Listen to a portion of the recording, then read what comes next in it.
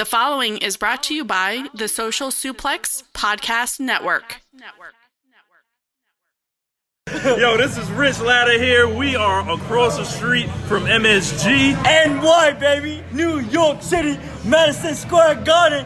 Hey, y'all boy, come on. Yeah, man. Jeremy Donovan here from Keepin It Strong Style and Social Suplex. We're here with one half of the IWGP Heavyweight Tag Team Champions. Hey, one half of Gorillas of Destiny, but one whole of Tama motherfucking Tonga. Realest of the realest. Hey, ain't nobody realer than Gorilla.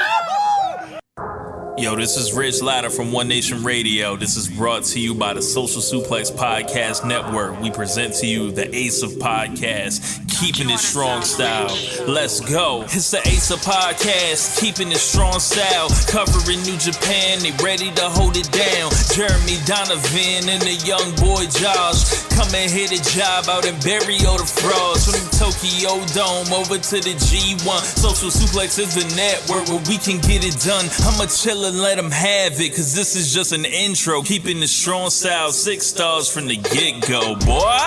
Yeah, from Tampa Bay to the Tokyo Dome, this is Keeping It Strong Style with your hosts, Jeremy Donovan and the young boy Joshua Smith. And thank you for listening. Welcome to Keeping It Strong Style, the ace of podcasts on the Social Suplex Podcast Network. Jeremy Donovan here with the young boy Josh Smith. On today's show, we'll be discussing the latest Special Super Juniors and World Tag League shows, answering your questions, and covering all the latest news in the world of New Japan Pro Wrestling. You can support our show by subscribing to the Social Suplex Podcast Network or to Keeping It Strong Style on the podcast app of your choice and leaving a rating and review. You can also get all the podcasts and columns at socialsuplex.com. Check out our Pro Wrestling Tees store, ProWrestlingTees.com/socialsuplex. That's where you can get your official Keeping It Strong Style t-shirt. If you enjoy this podcast, please consider making a one-time or monthly donation by visiting socialsuplex.com/donate and clicking on the donate button under the Keeping It Strong Style logo. This week's episode is brought to you by the NJPW EXT, the only browser extension for NJPWWorld.com. with features like dark mode, improved translations and layouts, custom and shared playlists, synchronized viewing parties, and much, much more. It takes NJPW World to the next level. You can visit njpwext.us today for details. Young boy, how you doing, man? Ladies and gentlemen, we are coming to you on a Sunday afternoon, and hey, you know, this pro shit is cool, but we need to wrap this up as quick as possible because the Fed is on tonight, and the big dog is fighting, what's Drew McIntyre's nickname? The Scottish Psychopath. The Scottish Psychopath for brand supremacy. I mean, who doesn't want to see that shit? So, you know, we're going to try to give you the best coverage we can, but, you know, we need to make it quick, chop, because the big show's on tonight. Oh boy. So yeah, so special early edition this week. So this show will be dropping on Monday, and then going forward we'll be dropping late Tuesday, early Wednesday morning will be the new schedule going forward. Yeah, my wrestling trainer big leagued me, so I big leagued the show, and that means me and Jeremy are big leaguing you guys. So And plus, I expect you as listeners to big league somebody else in your daily life and just keep the chain going. right. And plus, it's Thanksgiving week. Thanksgiving coming up on Thursday for us here in the United States. So I know a lot of you guys will probably be taking time off or getting ready to visit family. So what better way than your travels to have a Keeping It Strong Style early for you for your Thanksgiving preparations as you're in the kitchen, you know, carving up the turkey. You have some Keeping It Strong Style in the background. Yeah, absolutely. You and the family and the kids and the relatives, the neighbors, grandma, everybody, you know, you guys sitting around the table, turning on Keeping It Strong Style, listening to our sweet, soulful, you know, voices as we break down all the latest in the World Tag League and the OK of the Super Juniors. It's going to be really good. Yes, make it a time-honored tradition. What should it be? Because this clearly is not the best of the Super Juniors. So the pretty good of the Super Juniors? The adequate of the Super Juniors? What is this? The really good of the Super Juniors? I don't know what to call it. Yeah. Passable. The passable of the Super Juniors. It's fine of the Super Juniors.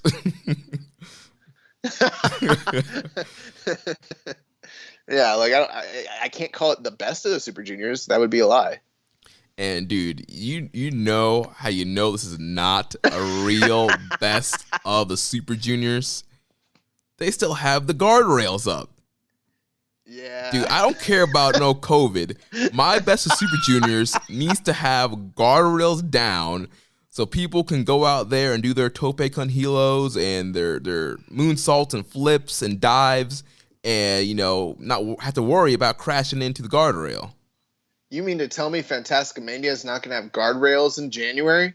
Why not have a Fantasticamania? Wait, you mean to tell me that because of COVID, we're not even going to have a Fantasticamania? What kind of fucking world are we living in? Well, if we do, I hope that the luchador now known as COVID-19 will be on the tour. Have you seen that? I saw something in the group chat that you guys posted where like someone like hypothesized, is there someone cashing in on this? Is there, you know, a luchador with that name? And then lo and behold, there absolutely was one. Yeah, there was some 6-man tag and COVID-19 was COVID-19 was featured on the card. What is 19 in Spanish? Is it 19, I think. COVID-19.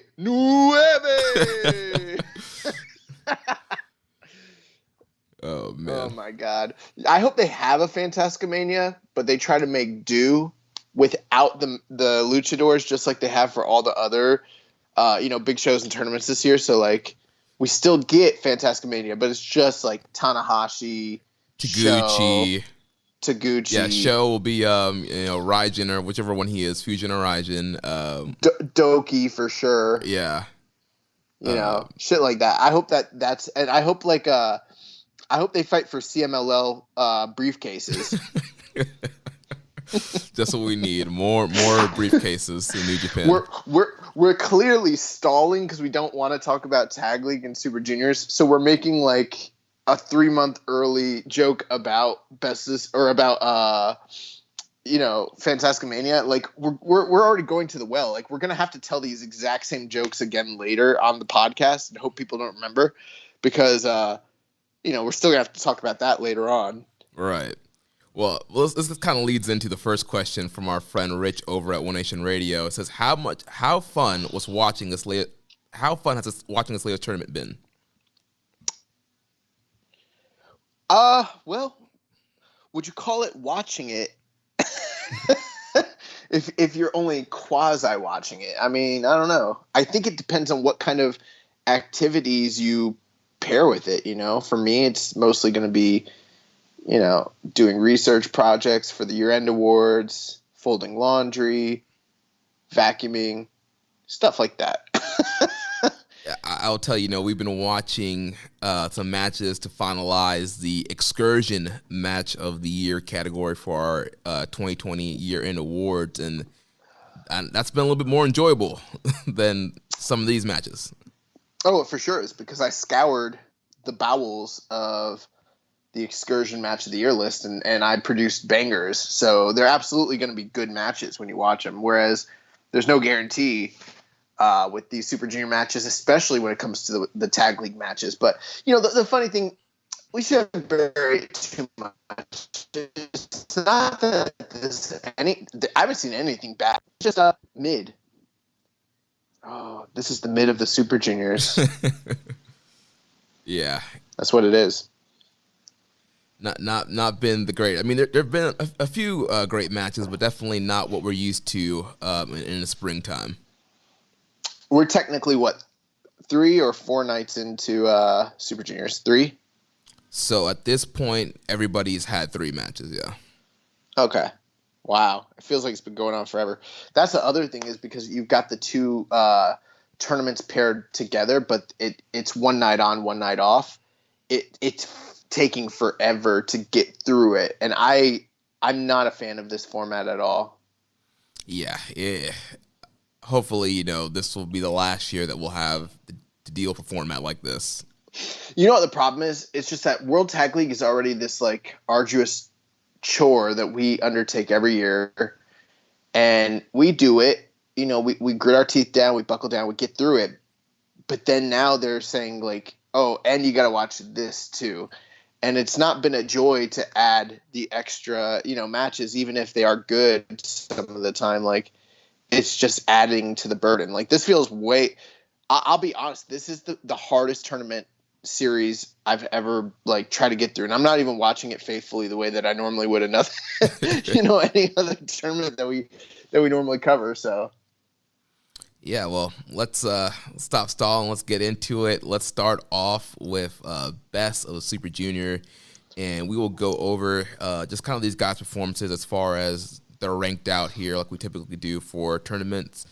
So let's start with somebody who's tied on top of the block here. El Desperado, he has 4 points, 2 wins, and 1 loss. On November 18th, Desperado defeated Hiromu Takahashi, and then on November 20th, he defeated Young Lion Yuya Uemura. So thoughts on Despi so far? Desperado is definitely having a really good tournament. Sitting 2-1. His one loss came to Taguchi. The win over Hiromu is huge, just given the fact of the matter that Hiromu is one of the biggest stars in the tournament. He did it through nefarious means. Obviously, he used the chair. We've alluded to the fact that these guys have, a sordid history, and it's a long and sordid history at that. So that really played into, the pre-match promos, the build up to the match. This might, if we were to be doing, say, a junior feud of the year, this probably is the junior feud of the year. That's not really saying much, but I mean, it's the one feud that has had multiple meaningful tag matches as well as singles matches and build up. So, the fact that he got that's really, really big for him, just because there's so much anticipation for the match, and the fact that his team won all the junior tag matches against Hiromu leading into this. Yeah, so Hiromu definitely on a losing streak in the last couple months here, facing off against El Desperado. Desperado kind of being your dastardly, heel in this tournament with several ref distractions and eye rakes and, like you mentioned, chair shots. And, Young Boy, I've seen a lot of back and forth on this November 18th main event against Hiromu. You have a lot of people complaining about the ref bump and the chair finish. You have other people who liked it and say, it's part of the story between Despi and Hiromu, and Desperado's this evil, dastardly heel, and so it all, worked out and made sense. Where you kind of lie in between that argument? I hate to be the bipartisan guy here, but I'm kind of in the middle. And here's why. The match is very good. Now, before I saw the match, I was running behind, so I've been able to see almost all of the tournament in English, which is pretty cool. But one of the things I've noticed is people were really lauding this match as being like the match of the tournament, saying it like was way better than Hiromu and Ishimori from night one. Just heaping a lot of praise. So I went in there with some pretty high expectations, and I did think the match was very good, but I didn't think it was it wasn't like a junior match of the year or anything like that. It was very, very good. Now, the finish made sense to me, and I would have had no problem with the finish, except for the fact that this company has an undeniable problem with interference, cheating, and run-ins. And, granted, there are people listening who probably, are already like jumping, like their knee-jerk reaction being like, well, that's part of wrestling. And it's like, I agree. It is part of wrestling. But too much of any good thing is not good. And there's too much cheating. There's too much shenanigans and interference. I mean, we saw all throughout the New Japan Cup. We've seen it on Strong. We saw it all throughout the IWGP title scene, the junior tag tournament that happened earlier this year. Everything. Like, it's just been non-stop. And so when you have a good match like this that has a good, ref bump finish, in a vacuum it works. So there's the part of me that's like willing to accept it in a vacuum. But I understand that there's also the visceral reaction where like they've overdone it in the context of the overall continuity of the company. And I could understand why people would be upset at that. because it's becoming a crutch that the booking team and Gato, they're just relying on it way too much. And you have a problem if your top baby faces can't ever be beat clean. Right, yeah. I was definitely frustrated by this finish. And I guess I get it. I know he's a heel. Like you mentioned, in a vacuum, it works for their rivalry, their story. It worked. But the fact that we've literally, like you mentioned, been seeing these ref bumps and cheating and literally all throughout the promotion, I was hoping that these tournaments would be, a little reprieve from that. At least the Best Super Juniors, because obviously Evil's still in the World Tag League, but at least Best Super Juniors would be a little bit of a break and just some more kind of clean action, that more traditional New Japan style. But now that's, even infiltrating down here into this tournament, into the junior division. And it's like, where can we just get a clean main event where two guys are just going at each other and we have a clean finish? I just think there's other creative ways for heels to cheat than to have to do a ref bump. There could have been another way for Despy to kind of pull the win out and kind of get the best of Hiromu without having to do the ref bump and without having to use the chair. Well, the other thing too, and I'm not advocating that, the refs kill themselves or anything like that. I know they're not one of the boys, but the ref bump was literally just like a corner squish. So it's like he gets squished in the corner and then he rolls to the outside and then he's down for a long time. Forever. And I'm not blaming Red Shoes, although maybe at a certain point as a talent, you might want to, like voice concern if something like isn't good for your character or good for the overall product or doesn't make sense. And I mean, at some point someone should say like, yo, Gato, this guy got squished and he's out there for like 5-6 minutes. I didn't time it, but that's what it feels like, an eternity. And then only happens to, jump back in when the Pinche Loco, or what is it? Actually, it's not the Pinche Loco. What's his that stretch muffler move called? I always forget the name of it. It's pretty much the Brock Lock, the stretch muffler. I forget what Desperado calls it. Anyways, he puts that shit on, and suddenly Red Shoes is recovered. It's like, it's just so convenient, and I know it's a trope in wrestling, and wrestling's full of tropes, but it's overdone. It's played out.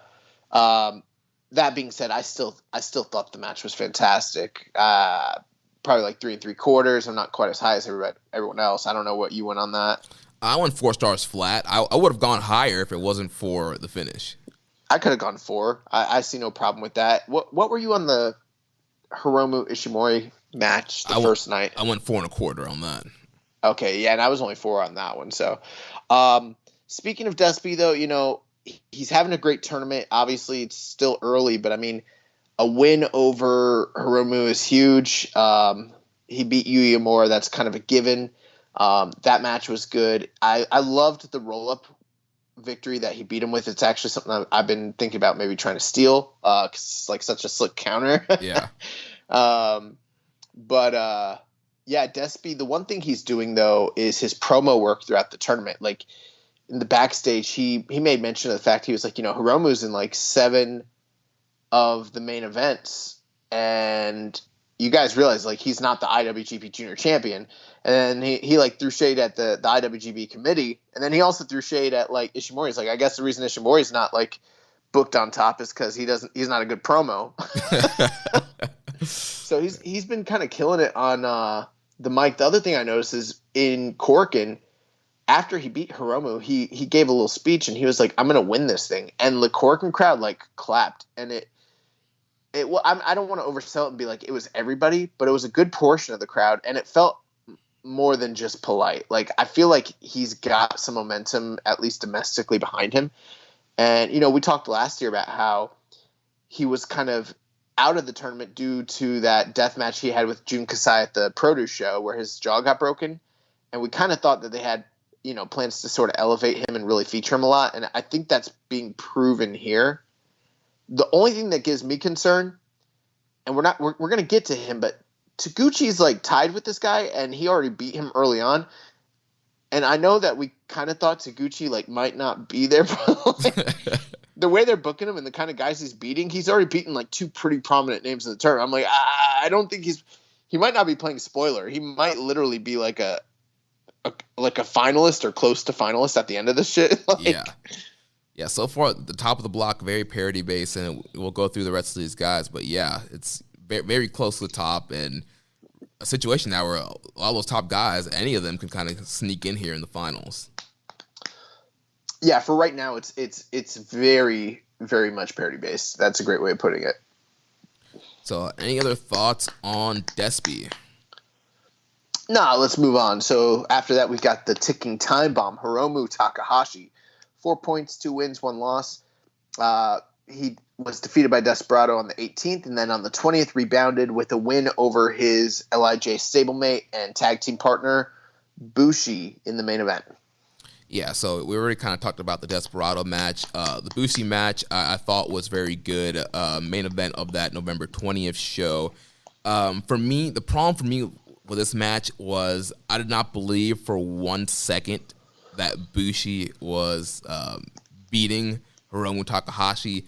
I think the one near fall that I bit on was the MX towards the end, and I was just like, it can't be. And that was like literally the only time throughout the match. I mean, there's a lot of great near falls, but in my head, I'm just like, there's no way Bushi's beating Hiromu. What's that children's song? Who, me? Yes, you. Couldn't be. Then who? That's what it was like. Bushi went to the top and tried to hit a top rope MX to follow up on that near fall, and I felt like if he landed that, he might have won the match. Mm-hmm. Here's the thing, Bushi.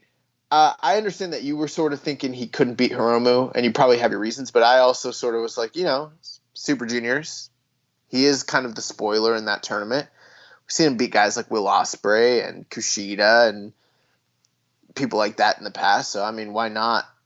Is it impossible that he beats Hiromu? No, it's not. But I didn't think – like you, I kind of thought Hiromu was definitely going to win this one. Because the one problem that you have is it's not just a guy who's at top, but it's also a guy who's at top who's within the same faction as him, and it plays with the hierarchy of the faction standings if he beats him. So that's the one reason why I was kind of like, he probably won't beat Hiromu, but you never know. Right. I thought 23 minutes was a little long because this match sort of followed another junior match that I liked a lot better than this one. But yeah, it was a fine main event. What can you say? It's Hiromu and Bushi. Yeah. So yeah, Hiromu still atop of the block, obviously still one of the favorites as recently former IWGP Junior Champion. He's featured on the Wrestle Kingdom poster, so you got to imagine that he's going to find his way into this junior title picture, whether he wins or not. So, and one of the guys having some of the better matches in the tournament, I rated the Ishimori match from the first night 4.25, Desperado match. I rated that flat 4, and then this match here with Bushi 3.5. So, Hiromu definitely one of the standouts thus far in this tournament. Yeah, absolutely. I mean, it's still early, but I think Hiromu's leading the pack in terms of overall performance and match quality. And that was to kind of be expected. So, I mean, it doesn't hurt him too much, the loss to El Desperado, especially since I think that's playing into the continuing overall long form story between those two guys. So that's great. Yeah. But yeah, I mean, Hiromu, he's headlining most of the shows. He's having the big matches. He's doing most of the cool shit in the tournament. So, yeah, he's doing really well. I think he's the top guy right now, the MVP. Yeah, well, I think there's going to be another guy that could be competing for him. We'll talk about it a little bit here. But first, let's talk about the Bone Soldier, Taiji Ishimori, the current IWGP Junior Heavyweight Champion. Also, 4 points, 2 wins, and 1 loss. Here on November 18th, Taiji defeated Risuke Taguchi, 11 minutes, 33 seconds. And then on the 20th, he defeated Doki in 12 minutes. I mean, there's two ways to look at it. There's the one way that's more reality-based, where you're like, okay, he isn't even really being featured in semi-main events up to this point for the most part. Both of these matches were on the undercard, and the match times reflect that, just under 12 minutes in both cases. So there's that, even though Ishimori's still very good and he's having good matches, he's not even getting enough time to really have that kind of great match that maybe, say, Hiromu or Desperado have been able to have. On the flip side of it, there's the part where you could say he's the dominant champion in the tournament, and he rebounded from that one big loss to Hiromu in pretty dominant fashion. I mean, he beat Taguchi and Doki in under 12 minutes. Right. But then again, at the same time, he did cheat against Doki. He used a belt. And then Taguchi, he used the tights. Right. So he's also having to cheat in these shorter matches as well, which he's a heel. I get it. But he's also the champion. So, it's kind of unbalanced. Yeah. To me, it feels like he's kind of just mailed in his performance these last two matches, which I don't blame him. 12-minute matches. He's on the undercard. Like, he doesn't really need to go all out here. He's probably saving that for whenever his next, semi-main or main event is. But yeah, just kind of fine performances here, like you mentioned. Having some cheating with the Doki match. Obviously, both guys are heels, so you had both guys trying to kind of out cheat each other there with the title and the pipe at the end there, and then rolling up to Taguchi, exposing Taguchi to Korakuen Hall here. So yeah, so far Taiji's been fine. Well, here's my question. Would you call it mailing it in if they only gave him 12 minutes? Okay, maybe mail it in is not the right phrase, but I feel like he's doing like what he needs to do for 12 minutes. Like, right. Yeah. He's having competent professional wrestling matches. Right. And because there's a part of me, it's like, I guess he could try to go harder, but how much harder do you want him to go? It's still 12 minutes. Right. But yeah, it is interesting the way they're booking him. MJ Does PR asked this question. He said, whose title run has been worse, Naito or Ishimori? Follow-up, why hasn't Ishimori been given the opportunities to shine? Well, as far as whose title reign is worse, the hard thing for Ishimori is just how the schedule... He's had no title defenses. No, it's how the schedule laid out. Like, he won the title at Jingu, and then it was G1. So there was nothing for him to do. And now we're Best Super Junior, so there was no chance for him to really have a defense. He's been gone, for the last couple of months because of G1. We haven't seen him. Hasn't been able to cut any promos or get into any feuds, really. So it's kind of hard to say that his title run has been bad when he hasn't really been able to do anything with it. It's not even really a fair question. It's not really a fair question at all. I get it. I mean, here's the thing. When it comes to Naito, are you counting both title runs as a congruent year-long thing, with that little break in the middle because it's part of the same narrative? Or are you just talking about since he won it back in August at Jingu Stadium or September? I don't even know what month it was. Maybe I'm right, maybe I'm wrong. I can't remember. But, Naito had one title defense against Evil just recently. And it also depends on how much of the G1 you actually count as being part of his quote-unquote title run, even though there's no actual title defenses. So I think if you want, let's say, just to compare apples to apples, you really couldn't compare the two until maybe at least the Super Juniors is over. Because then at least you've got a G1 and a Super Juniors to kind of compare against. But like you said, Ishimori's kind of the victim of circumstances. Like, he won the junior title just before the G1, and that kind of put him out in the cold. Like, what do you do? Right. And how much could he shine? What opportunities could you give him when the G1's going on? Right. Not like he could fly to the U.S. and be on Strong or something. Like, there's literally nothing he could do. Now, the one thing I will agree with is why isn't he in more main events? And I think the real answer there is because they're trying to draw, and the only big name draw that they got on this tour is Ishimori. All right. Hiromu. I'm sorry, Hiromu Takahashi. Right. Yeah. Yeah, Hiromu's a big star. Clearly, with the LIJ popularity, they're gonna want him in the main and semi-mains. People are gonna pay to see Hiromu, and that's just the deal is he's a bigger star than Ishimori. Yeah, and Ishimori did talk, he cut a promo the last night, and he was like, he hasn't fought Desperado yet. I think he's about to fight him. And he's like, he brought up a point. He's like basically saying, I'm not a good talker. He's like, well, I'll concede that point. But let me ask you this. Is Desperado fire on the mic? Is this man, He basically was like, "Is this man Dusty Rhodes or The Rock? Like, come on." He's like, "This guy's got a big mouth." Also, when did Taiji Ishimori start going by the muscular Chihuahua? Is that his name? The brutal Chihuahua? I don't know. I missed out on that. Bro, they've been referring to him as that in all his promos, like him and his opponents. Yeah, I guess that's gone over my head. I haven't caught on to that. Bro, maybe it's our fault because we don't watch enough of these backstage promos. I think actually, because I watched one show in English, I think Gino or somebody might have said that. Now that I'm thinking about it. Yeah, he's the muscular Chihuahua. Oh my god, yeah. So I don't know if that's like helping or hurting calling him that as well. So yeah, not good. All right. So any other final thoughts on the Bone Soldier? No. Let's talk about Ryusuke Taguchi, the coach. 4 points, 2 wins, 1 loss. He was defeated by Ishimori in the 18th, and then he rebounded with a win on the 20th over Master Wato. Yeah, so Taguchi, kind of like typical Taguchi you see in the Best of Super Juniors.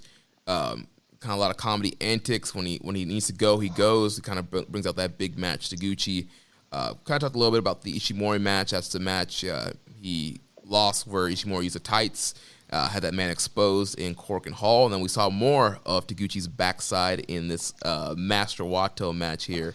But he was able to get the win this time. Yeah, this is why New Japan gets the reputation as being such a horny wrestling company. I mean, a lot of ass play going on here. And every single promo that this guy's been cutting is like basically like double entendres about like his ass and him showing his ass and revealing his ass and splitting his ass and shoving stuff up it. Like it's all just really juvenile shit. So yeah. Taguchi is trying to be the 2020 ass man. He needs to call Jim Johnson and see if they can New Japan get the rights for that.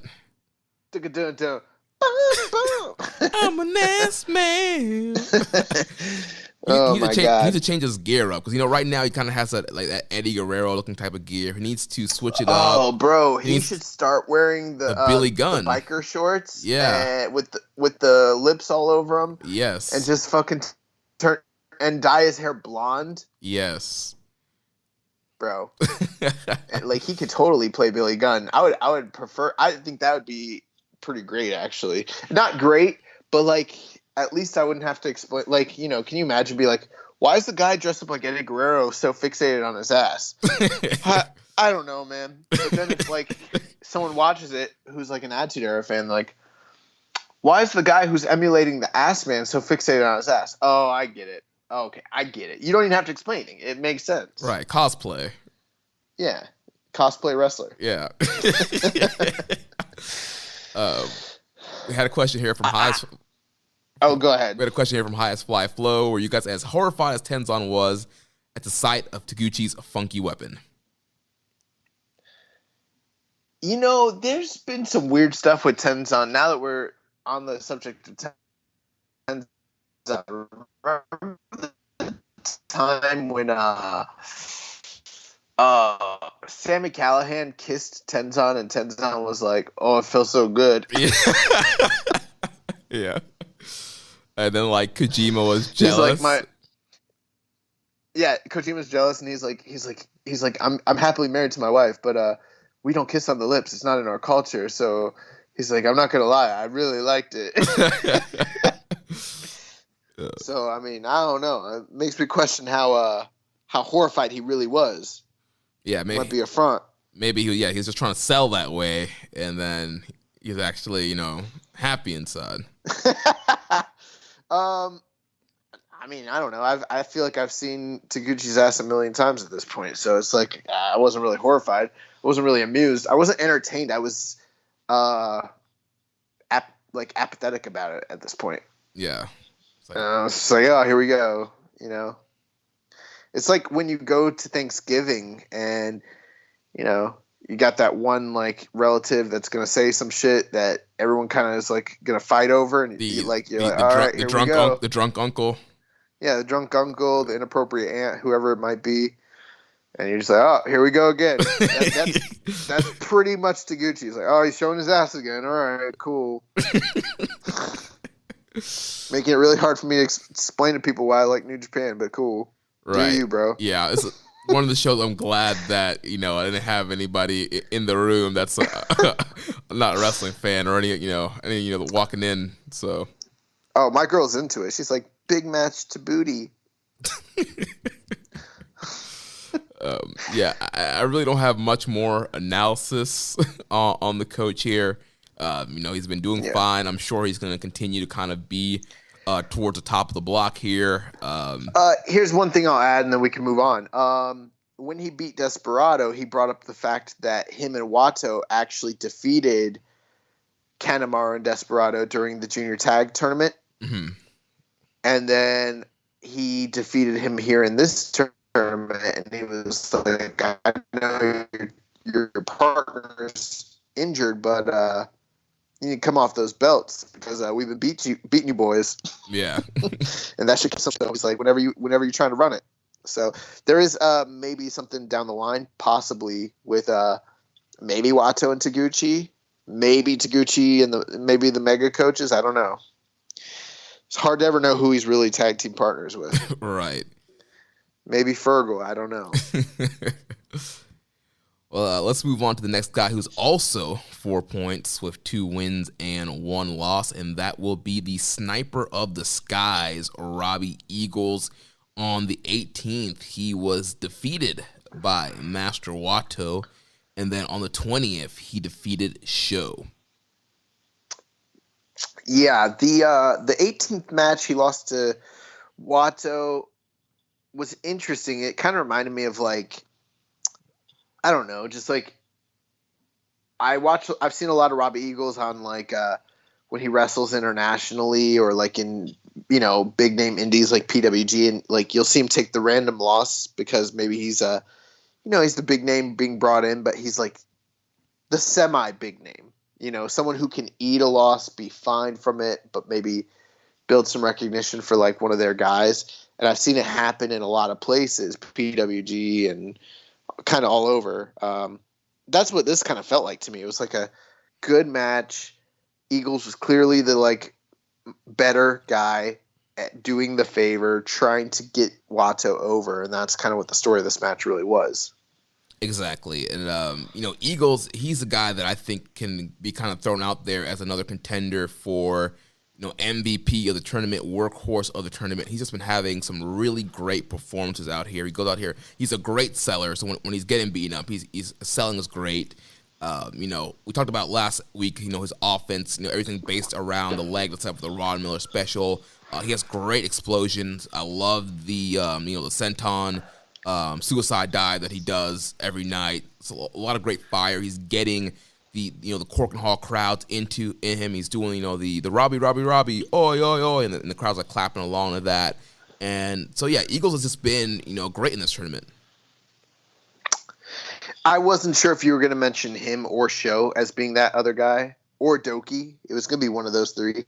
You didn't pop for the Doki shit, okay?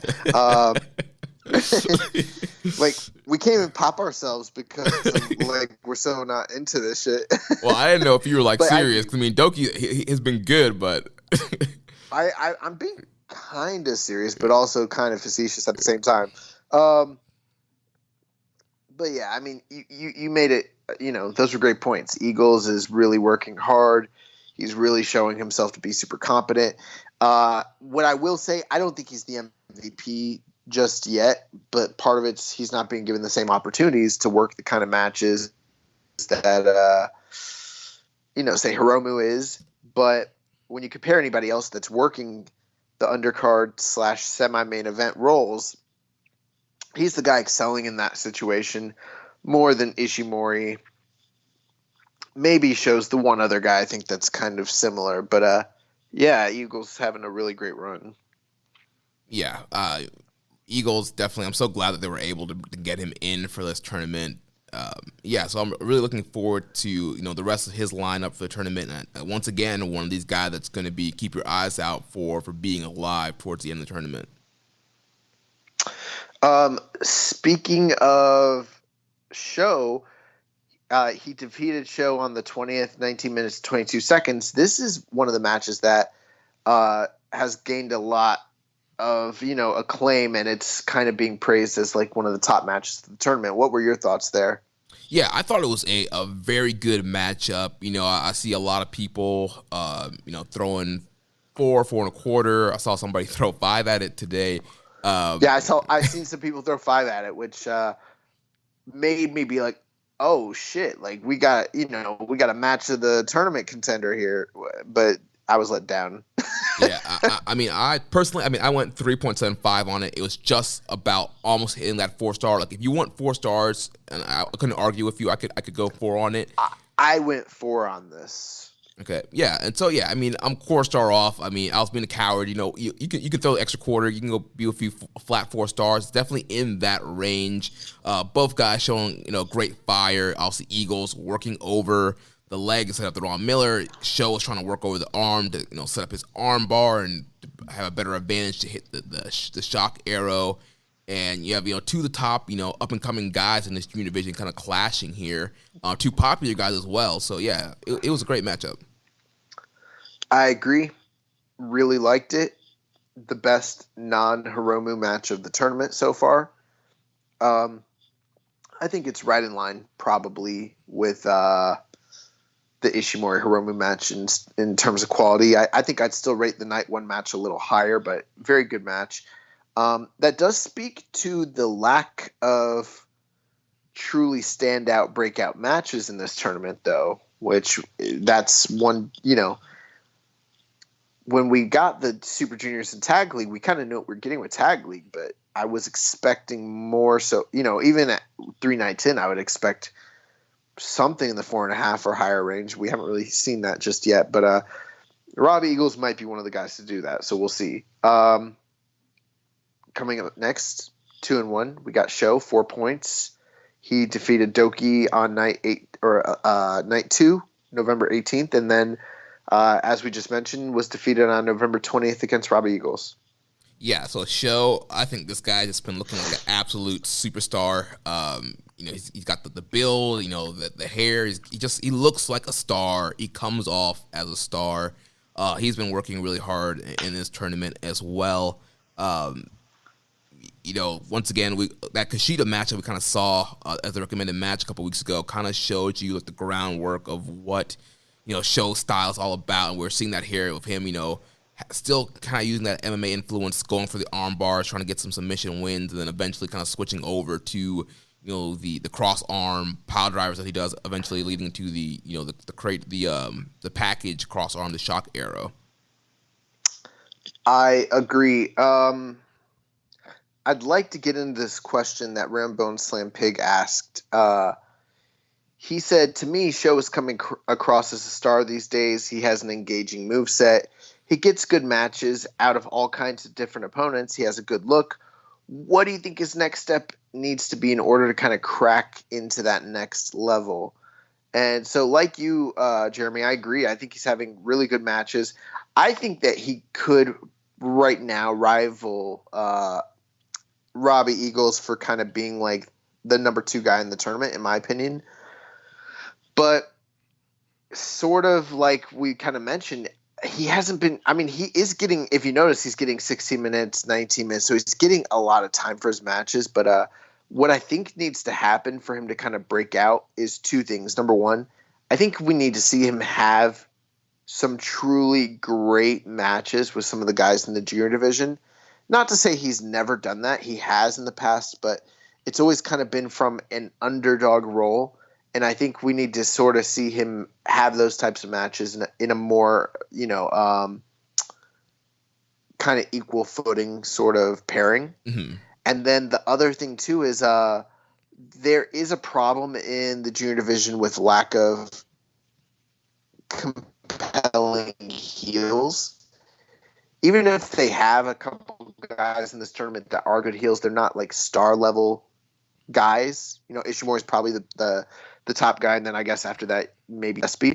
And so I would want to see him fight those guys, but even namely maybe, and we're gonna see it, but I kind of mean more like in a high stakes sort of thing. You know, at the end of a Super Juniors, when the title's on the line, situations like that. Maybe even ELP, because ELP is probably like the top heel realistically in the division. Right. Yeah, I think a match with ELP definitely would be something that could help elevate Show. I think he's just missing, like you mentioned, some kind of like kind of standout matches with guys within the division. Also, we've seen him have like bangers of guys like Shingo and some of the guys in the heavyweight division, but definitely we haven't really seen that within the junior division. I think part of it too is just the fact that he's just kind of been, he's kind of back and forth. Before Yo got injured, you have him in the junior tag stuff, and then he goes over singles for Super Juniors, and he's kind of been back and forth. But now we're getting him in as singles because Yo is hurt. So I think as we see more of him as a singles, he's gonna get that chance to crack and break through. Well, in the past, that hasn't been the worst thing in the world because the junior division, while it is important, it's not always the focal point. So the fact that he's always had a tag team to sort of bounce back onto has been beneficial up to a certain extent in the past, because then he had, like, once Super Juniors are over and he doesn't win it, he has more work, he has more compelling stories to tell, things to do. But we are starting to get to a point where I already think that Roppongi 3K is done. Right. Because of the length of time that Yo's going to be out. But even if it's not, I think now is the time to kind of capitalize on him, whether he wins the tournament or not. I think you need to push him in a major way, make him have at least enough points to let people kind of be clued in to know, like, okay, this is a guy we're really going with, and use him in a major way so that he and in all fairness, they have used him in a pretty compelling way when you consider what they did with, like, the J Cup and, his never title challenges and things like that. But I think that was just kind of a precursor to what's going to happen next. Yeah, so Show's definitely a guy to keep your eye out in this tournament. Still has some, great matches lined up left in this tournament. And definitely I think we could see that kind of breakout match later in this tournament, or some point later on this year, or going into the beginning of next year, I should say, because pretty much the end of the year it's going to be wrapped up with this tournament. Next up, we got Master Wato, 4 points, 2 wins, 1 loss. He was defeated by Robbie Eagles, he defeated Robbie Eagles on the 18th, and then on the 20th was upset against Ryusuke Taguchi. Yeah, so Master Wato. Here are my notes on Master Wato. Hold on, before you begin. This is the first guy that you haven't been able to just kind of off the cuff, even if you're using notes, which I don't know if you are or not, but the one thing I've noticed, you haven't started any of your statements by going, all right, guys, here are my notes. Like, that sounds pretty serious. Yeah, so... And then you agree, and you say, yeah. it is pretty serious. So here's the deal with Wato. With Wato, I think he seems to be better when he sticks to the basics. Like, his chain wrestling and his grappling is good. He looks like young lion Kawato from what I've seen thus far in this tournament. But then he seems to be botching more of the complicated moves and sequences. And especially in the Robbie Eagles match, there was just a lot of rough-looking spots. There was a spot where he almost like dropped Eagles on his head, and just from these even the Taguchi match, I seen him as like Taguchi was trying to pick the pace up. It kind of seemed like Wato couldn't keep up with Taguchi, which should be an issue there. So it's kind of like Taguchi's really great though. Yeah. But you would think at kind of where he's at right now that somebody like Wato would be able to kind of keep up with the pace with him.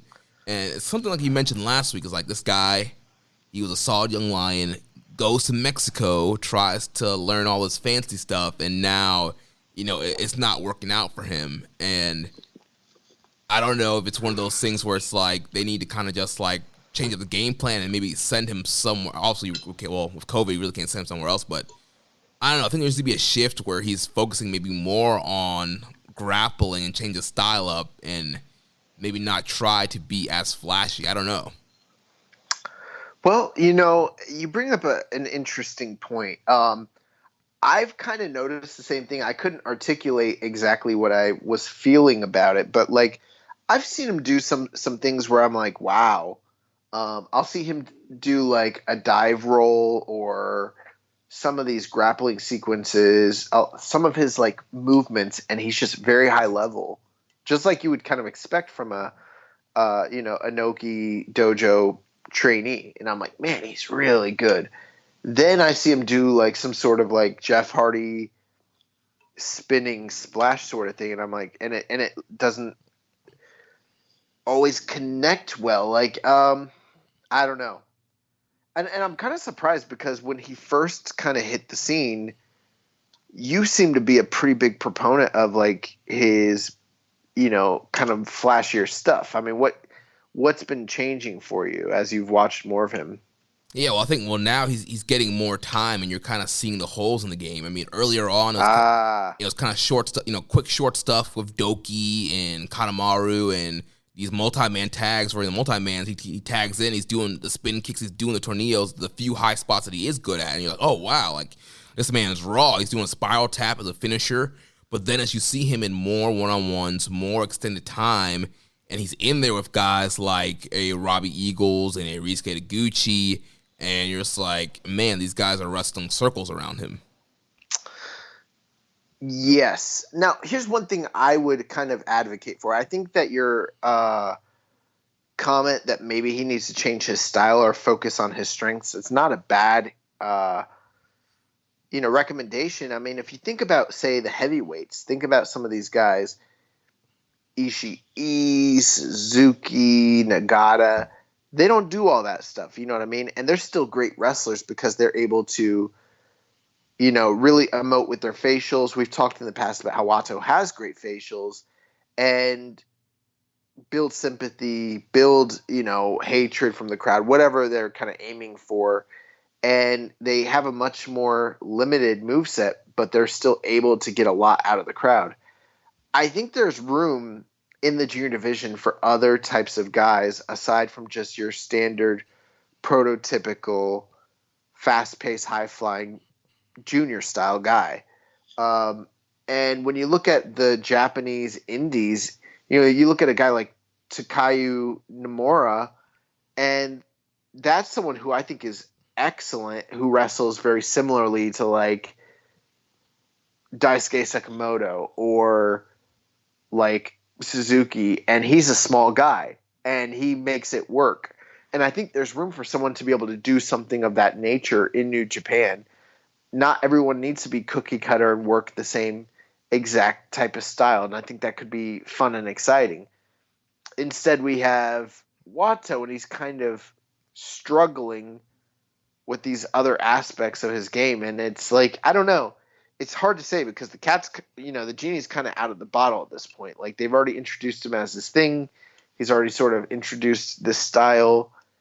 It would almost have to be a total reinvention, or maybe they could start to do it slowly and have him sort of pull back. I do like the story that they're trying to tell, though, with him incorporating the finishers of Tenzan as part of his game. Right, and maybe that's the angle there. You kind of have Tenzan kind of mentor him and get him into this role where now he's doing more of the TTT, and maybe he starts doing Mongolian chops and starts doing more Tenzan-based offense and change the style up that way.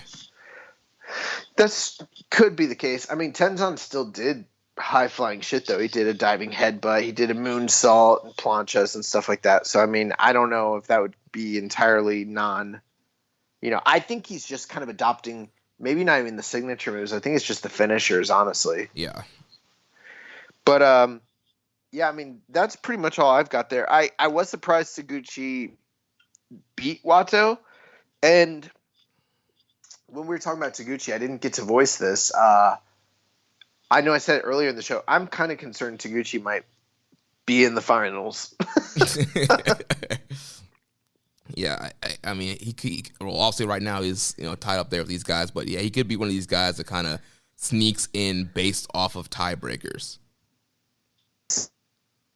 In the show, where it's the old adage where don't count out Taguchi. Say that again. Where I've kind of abandoned the old adage don't count out Taguchi in the Super Juniors. Mm-hmm. Even last year, he's going to be in the and then he was against Ospreay. So this is the first year where I've sort of gone away from that, and I've been like, this man's not going to do as good as he normally does. But now I'm kind of feeling like, I don't know. They had him beat Despy. They had him beat Watto.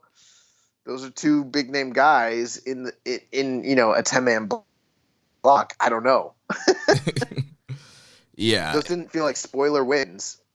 Yeah, not at all. Yeah, so clearly, yeah, that old adage you mentioned of never count out Taguchi in the best Super Juniors. It seems like that's still true. That's crazy. Well, let's talk about Bushi real quick. Yeah, so Bushi, 2 points, 1 win, 2 losses. He defeated Yu Yamura on the 18th, 9 minutes 57 seconds, and then on the 20th, like we mentioned, he lost to his tag partner Hiromu Takahashi, 23 minutes and 42 seconds. Bushi, he's been fine. I don't really have a ton of analysis on him. He did kind of debut a new version of the code breaker on Yumura. It was kind of like a fireman carry spin out into the code breaker. I thought that looked pretty cool, but it's kind of what we say about Bushi every year. Great entrance attire, all the drip before the bell rings. Then the bell rings and he's just kind of fine. He's just adequate in good hand. Yeah. Bushi's mid as fuck. Yeah, I mean, he beat Yumura. He lost to Takahashi. Good match. He'll probably pick up some big wins. I expect Bushi to kind of facilitate a little bit of that spoiler role that Kanemaru was going to fill in the tournament, but that's about all I have for him. I mean, one thing I will give him credit for, the Hiromu match, very good, 3 3/4, very good match. It'll probably be the best match he has in the tournament. Yeah. So then I think we can move on to the guy that's tied for last place in the block here, and that is Doki, 0 points, 0 wins, and 3 losses. On the 18th, like we mentioned, he was defeated by Sho, 16 minutes and 26 seconds, and then on the 20th, like we mentioned, he was defeated by the Bone Soldier Taiji Ishimori in 12 minutes.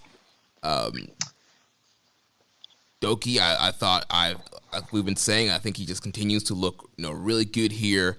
We're starting to see him incorporate a little bit more kind of character nuance here with the whole stuff with the pipe when he goes to the outside and does, the neck breaker with the pipe on the outside. And we're just really seeing him kind of come into his own here. And, the Moonlight, I think it's called, or the Daybreak DDT, and just some signature spots that he is incorporating in. I think he's been looking real good. He should call that move Day and Night like Kid Cudi. I don't know, man. Here's the interesting thing. If we were talking about tiers, okay, and at the top tier you've got like your Ishimori, Hiromu, and Despy, I'm gonna go with Hiromu as like my MVP. And then if your next tier is like guys in the middle of the card, I'm probably going to go with Eagles as my MVP so far. And then if you're going with guys who are at the bottom tier, your Bushi, Doki, and Yumura, I think I'm going with Doki right now. Yeah. So, I mean, he's got new gear.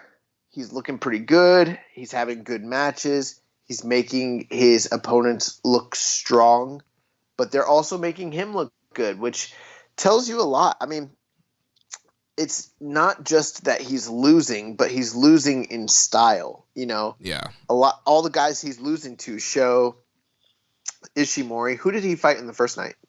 Yumura. Or no, not Yumura, because that would have been a win. Who did he fight in the first night? Robbie Eagles. Eagles. he got a good amount of time against each and every single one of them, and they all gave him a lot of offense. So yeah, it's interesting. It's not just a geek who happens to be in the tournament. I mean, I know he's the replacement for Ryu Lee, and that's unfortunate, but they're still giving him a lot. And I mean, was last year's first Super Juniors? Yeah, because he came in when there was I think he was Desperado's replacement last year. That's right.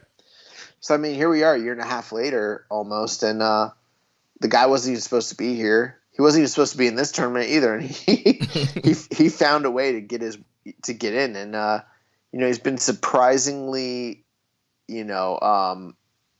passable and impressive. We've got some questions.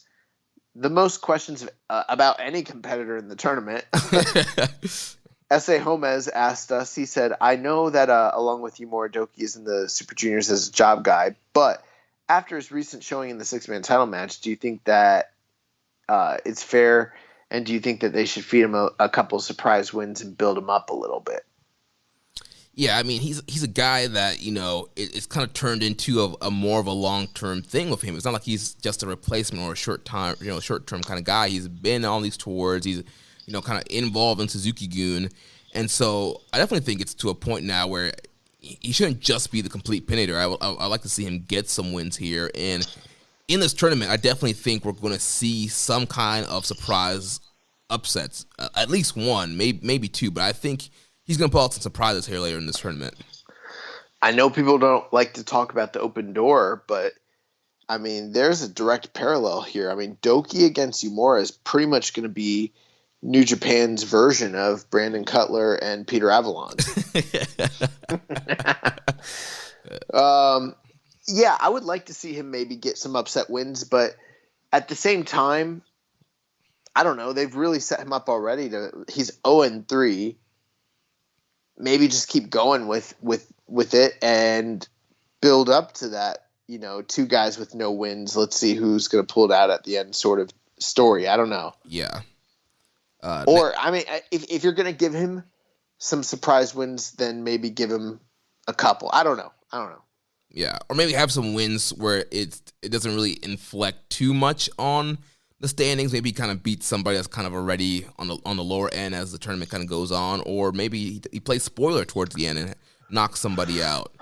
Well, I remember growing up watching, and I don't know. I'm not big on the NFL like everybody else is, but I remember when the Patriots were undefeated and they're going up against the Miami Dolphins, who were like maybe winless in the season, or they had like one win and all losses, and it was just before the playoffs, and the Dolphins whipped that ass.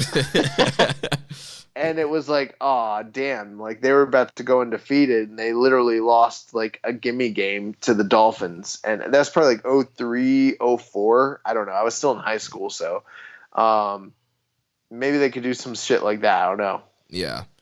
Next question came here from Rambo and Slam Pig. Says, I find myself rooting for Doki. Am I losing it, or is he having a sneakily good tournament? I told y'all he's having a sneakily good tournament. Like, when we give our ratings at the end of this tournament, he's probably going to get a pretty good grade with a curve. At this point, is it even like sneakily? Because I feel like it is still sneakily because he's still a job guy. They're treating him like a joke, but in terms of like the record books. But when you actually watch the content of the matches, he's having good matches. Yeah. That's me, like, this whole year, like, I feel like every time we talk about Doki, it's us talking about him having good matches, especially coming off of, most recently, that Never Six-Man program that they did with him and Tekkers against Chaos. I just feel like every time we talk about Doki, I need to take a victory lap because I was so far ahead last year when I told y'all, this man's a lot better than people think he is. Yeah, you were ahead on that one. Raising Falcons asked us, if Doki had to win 6 points in the tournament, who would be the 3 wrestlers he would beat? And I guess at this point, we have to kind of factor out everybody else that he's already, lost to. Mm-hmm. So I think we're going to go Yumura, obviously. So what other 2 guys would you have Doki win against? And I like this question a lot, by the way. I'm going Taguchi easily. You can do Taguchi. What about Master Wato? Get the win back. Yeah, fuck you, Watto. Yeah, I'd have him beat Watto and Taguchi. I agree. Yeah, and then Yumura. So that would be his 6 points right there. Bro, that's not even that unrealistic of a scenario at all. Yeah. I mean, you could even have him beat Bushi. Yeah, fuck you, Bushi. Give him 8 points. Give my man 8 points. Oh my gosh. All right, let's talk about Yuya Uemura. 0 points, 3 wins. He lost to Bushi on the 18th, lost to Desperado on the 20th. We've kind of discussed both of those. Obviously, he came in as a late replacement for Kanemaru. Any thoughts here on Yuya Uemura before we talk about World Tag League? Yeah, Yumura coming in here, fiery underdog face. He's getting a lot of offense and near falls on his opponents. He's been coming out the gates hot as soon as the bell rings, charging his opponents. Seeing him start to bust some little new stuff out. Hits a German suplex in the Bushi match. It looked really great. And so close, he's getting so close to getting his double overhook on some of these guys, especially in the Bushi match. That was like a real kind of close situation there. He's getting some near falls, and he's looking really good. He's making the most of his opportunity. He's maximizing his minutes. You talk about going for the quote unquote brass ring, making the most of your opportunity. And I think that's exactly what Yuya Uemura is doing here. And I'm kind of glad he got in the tournament because it kind of played in, his promos beforehand was talking about how he wants to get in, and then he wasn't announced, and then Kanemaru gets hurt, and then he gets in, and now, he's making the most of this opportunity. Yep. I mean, this is a very similar storyline to the Super Junior story we saw last year with Red Narita. Very reminiscent of that. And these two guys, they're not exactly alike, but they're not completely unalike in the way that they're both so technically proficient and, two guys I really admire in the ring. If I were to compare the two, I would say, because I think that's the closest, the most compelling thing we have. I do think Ren Narita made more of his Super Juniors run so far than Yuya Uemura has, but it's still early. And the other thing, too, is Narita has sort of kind of fallen off the face of the earth since he left for Excursion. People kind of forget about that Super Juniors run last year. Yeah. And I don't know necessarily, given the COVID situation, that Uemura is going to be going anywhere anytime soon. So, maybe he can kind of use the momentum coming out of this tournament to kind of push himself forward in his trajectory within the company. But yeah, I mean, he's doing very good. And I think the really interesting thing that people are just wondering is he going to get a win? Right. So, I mean, time will tell. He thinks he is. His promos afterwards is he's still winning this thing. He's on the Kojima. Not yet, because I mean he's only lost 3. So if he wins the last 8, I think he's got a good chance still. Or no, they're having 9 matches, so he's got 6 more. Yeah. So yeah, he can go 6-3. Hey, if he does that, then he's got it.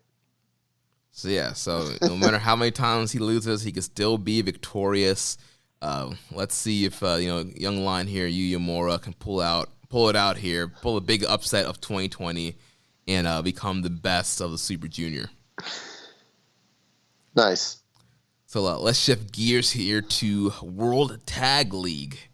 And we'll start here at the top of the block here. Shingo and Sonata representing LIJ. They have 6 points with 3 wins and 1 loss. On the 19th, they defeated the current IWGP Heavyweight Tag Champions, Dangerous Tekkers, Taichi, and Zack Sabre Jr. in 20 minutes and 36 seconds. And then on the 22nd, today, they defeated the Bullet Club team of Bad Luck Fale and the Crown Jewel Chase Owens. I think it's very interesting that with so many teams at 3-1, you have decided to list this team as the top team in the tournament. I think that's maybe some personal bias. I don't know. Well, to be honest, I copied and pasted this rankings list, so I didn't personally put it in this order. So, I probably would have anyway, because Shingo and Sonata I think are pretty much the MVPs thus far of the World Tag League. Oh, shut your mouth. That is not true. Oh my God, that is offensive for you to have said that. Well, to me, they're one of the top teams. I think Shingo and Sonata, They are. They gel really well together. Sonata has the better end here with Shingo as a partner here this year, and they're having some great matches. I'm enjoying. They're one of the few teams that I'm really enjoying in this tournament. What was the deal? I've been trying to figure this out. What's the deal with the nickname that Sonata gave Shingo? Which nickname? He called him by 3 letters that I didn't understand. It was like, freaking A. I can't remember what it was now. Yeah, I'm not. It was like WTL or something. Yeah, I didn't see any of that. Yeah, I've been watching the backstage promos, and yeah, he called him something else, and I was like, what is this nickname? And no one seems to know. So I'm kind of pissed. Yeah, maybe somebody on the translation. We'll ask Karen. Maybe she can help us out here. But no, it was just like 3 letters. It was like GSL or something like that. And I was like, the fuck's he talking about? Those aren't his initials. And then I was like, what is he? And then I couldn't figure out what it was. I actually was going to ask you. I thought you knew. No, well, I think LIJ. I think they have like their own little code because like Hiromu and Bushi, they're finished with LAT or whatever. Yeah, and I don't know what the fuck that is either. Yeah, they're just throwing letters out. Yeah, bro. They're fucking with us. But yeah, I really enjoyed the Dangerous Tickers matchup here on the 19th. Went 4 stars flat on that one. That's a big win. They got a non-title win over the champs here. So in a situation, if they don't win the tournament, you could have LIJ kind of worm their way into that Dome title match. Yeah, possibly. TKG, that's what it is. T is in Tom, K is in Kite, G is in girl. TKG. What the fuck does that mean? I think that'd probably be short for Takagi. That's TK. That's kind of like the order of what Takagi would be in. That's weird then. That's like his little pet nickname for Takagi. Yeah, you take the vowels out. You take the A, both A's and the I out. Yeah, you get TKG. All right. Well, yeah, he cut this promo and said this TKG is his favorite, tag team partner he's ever had in his, life. Throwing shade at Evil. Yeah.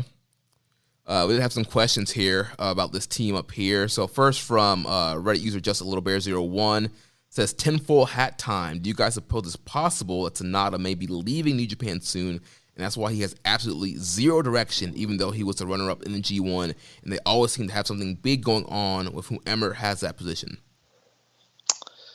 That's something I've kind of speculated about in the past, but I don't know that to be the case. I kind of think, listen, 2020 has been a weird year for everybody.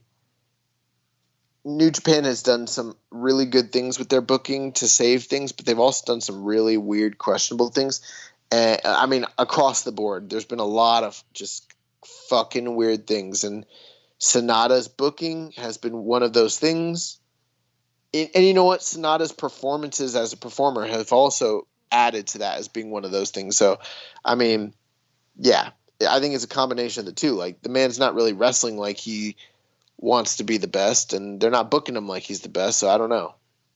Yeah, I wouldn't say he has zero direction. I think his direction is this tag team titles, this tag division. You think so? I don't know what else it could be. I really think GOD's winning this shit. Yeah, GOD could win the tournament, but we could see a situation where Ishii and Yano steal the trophies, get in the title match picture, and end up winning the titles, kind of things. That's true. They beat the Dangerous Techers. One thing too we need to mention is I don't know if you mentioned this, but like that match with the Dangerous Techers, probably the best tag team match of the tournament so far, and probably your leading candidate for the 2021 tag team match of the year. Yeah, because that's right. Our voting period was, ends with Power Struggle. So everything that's happening right now will be in contention for the 2021 award. So definitely, yeah, this matchup right now, early contention for the 2021 tag team match of the year. There's probably some people listening being like, tag team match of the year? What are you talking about? Well, get ready. There's going to be a tag team match of the year. I forgot. Year. Yeah, spoiler alert. That is one of the new categories for the 2020 Keeping It Strong Style Year End Awards. So get ready for that, ladies and gentlemen. Cheer. So next question here from Reddit user PSan91. What do you think about Shingo's post-match promo where he said about him and Sonata going for the tag belts one night at Wrestle Kingdom and him defending the Never belt on the other night? Who at this point do you think is a potential opponent for Shingo for the Never title? I think that that's definitely a possibility since we saw the same situation play out last year with Finjuice. So I don't think that's outside of the realm of possibility at all. And I'm still holding out hope for a Tanahashi Shingo title match because that just sounds so fucking cool to me. Yeah, with nothing really clear on the horizon for Tanahashi. That's something I would love to see as well. Tanahashi and Shingo. Besides that, I mean, he could get pinned by one of these guys in the tournament. You could maybe do Shingo and Okan or Shingo and Cobb. Maybe it's one of the Techers. Maybe you do like Shingo and Taichi or Shingo and Sabre one night. That leads to the tag match the next night.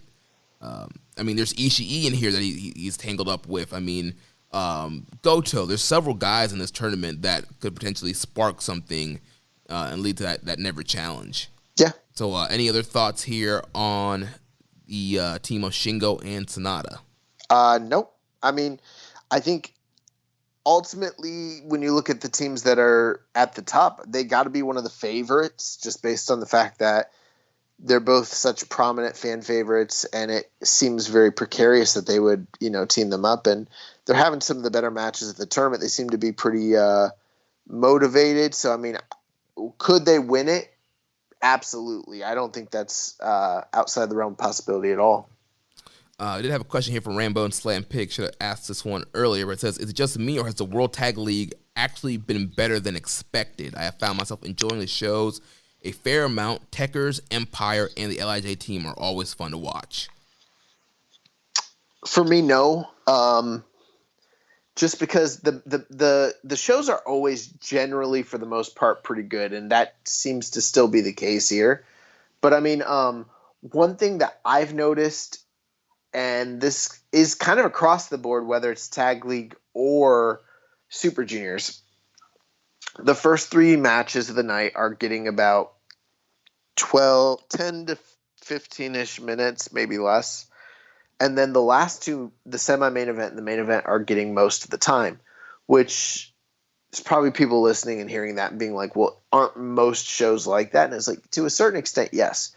But normally when you watch Tag League, it's not uncommon to see a banger on the undercard, maybe second from the top, or maybe they have a really good opener. We're just not getting that. Everything just feels very by the numbers, very cookie cutter. The early opening guys are going out and doing their competent match, and then the guys at the top are going out and trying to have an epic 20-minute, main event or semi-main event. And sometimes it lands, sometimes it doesn't. But this just doesn't feel to me surprisingly good the way that maybe like last year's tournament felt surprisingly good. Yeah. You'd see stuff on paper that you'd be like, that doesn't look like it's going to deliver. And then it did. And you'd be like, oh shit, Yeah. Yeah, absolutely agree with you there. So let's move on to the next team here. Also with 6 points, 3-1, the Gorillas of Destiny, Handsome Tamatonga, and the Silverback Tangaloa. They defeated their Bull Club brethren here, Evil and Yujiro, on the 19th, 8 minutes and 36 seconds. And then on the 22nd, they defeated the Dangerous Techers, the current IWGP Tag Team Champions. Yeah. Very interesting. I think they've got... Did I not watch them beat Evil and Yujiro? Yeah, that was the 19th. Oh, I don't know. I'm like all over the place here. Okay. That's right. Okay. You know what I was thinking happened on the 19th? I was thinking they fought Fale and what's his face? Oh, Fale and Chase. Yeah, that was earlier. That was their first matchup, or one of their first matchups. So they went back to back against the other two Bullet Club teams, beat them both. Kind of slightly played into the whole, is there tension, is there not? But they didn't really lean into it. So it just kind of seemed like a non-issue in both cases to a certain degree. Right. Like they threw the 2 Sweet up at the beginning. That led right into a sneak attack and then them kind of brawling. You had, Jado out there with the cane. You had Togo out there with the garrote wire. Both guys trying to distract the ref so they can use their weapon and stuff like that. But eventually it was GOD that was able to get the better of Evil and Yujiro here. If this wrestling thing doesn't work out for me, I will try to pursue a career as a manager, and I will take a page out of the Bullet Club playbook, and I'll be a master heater with my own weapon. But for me, I'm just going to use like a knife or like a fucking shank, when the ref's not looking, and then just like walk away. I'm bleeding.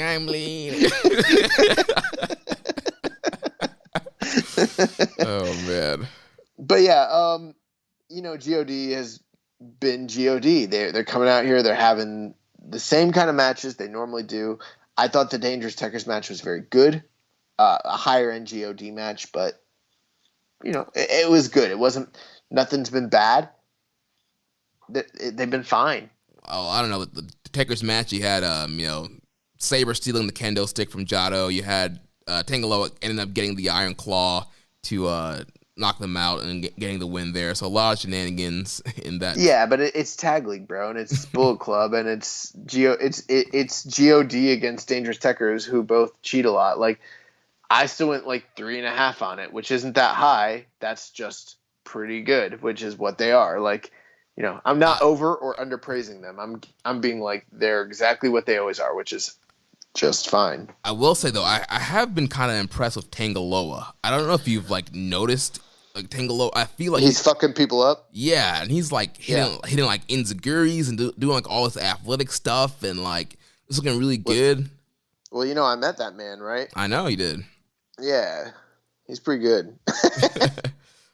So yeah, for me, he kind of stood out more than Tama Tonga has so far in these matches. Well, I mean, in work, yes, but in looks, no. No, yeah, Tama has the looks. Tangaloa seems to have the work. I told my girlfriend that Tama Tonga is now hot and handsome, and she disagreed vehemently. And I was like, you don't know what hot is. Makes me question why you're even with me. I mean, give me these compliments, and you can't even see the beauty that is Tama. I don't even know. Blinded. So let's move on to the next Bullet Club team here that also has 6 points, and that would be Evil and Yujiro Takahashi.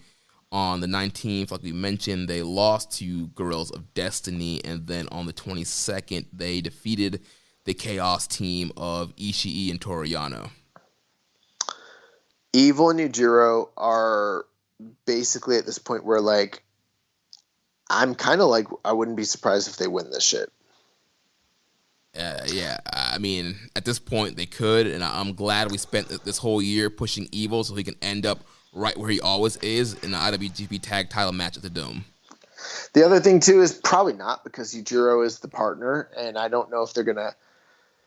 I kind of think he is just there to kind of be like Evil's pin eater, and they're just having a good run because Evil's next IWGP champion. So, he's adding a little bit of star power to the tour, which is, I guess, good. But their matches, I haven't been envious to watch at all, because it's two of my least favorite performers of the entire year teaming up and going out there. The funny thing is they're actually having better tag matches than any of the singles matches I saw them have all year. But I'm still just not that into it, plus all the cheating. So right, pretty much the same finish we're getting in all the matches they win, some kind of distraction into the low blows, and same old. So, yep. So then we could move on to another team that's also with 6 points, 3-1. The new team of the Empire, Great Okan and Jeff Cobb. On the 19th, they defeated the Bullet Club team of Bad Luck Fale and Chase Owen, 6 minutes and 47 seconds. And then on the 22nd, they defeated Finjuice, David Finley and Juice Robinson, 15 minutes and 15 seconds.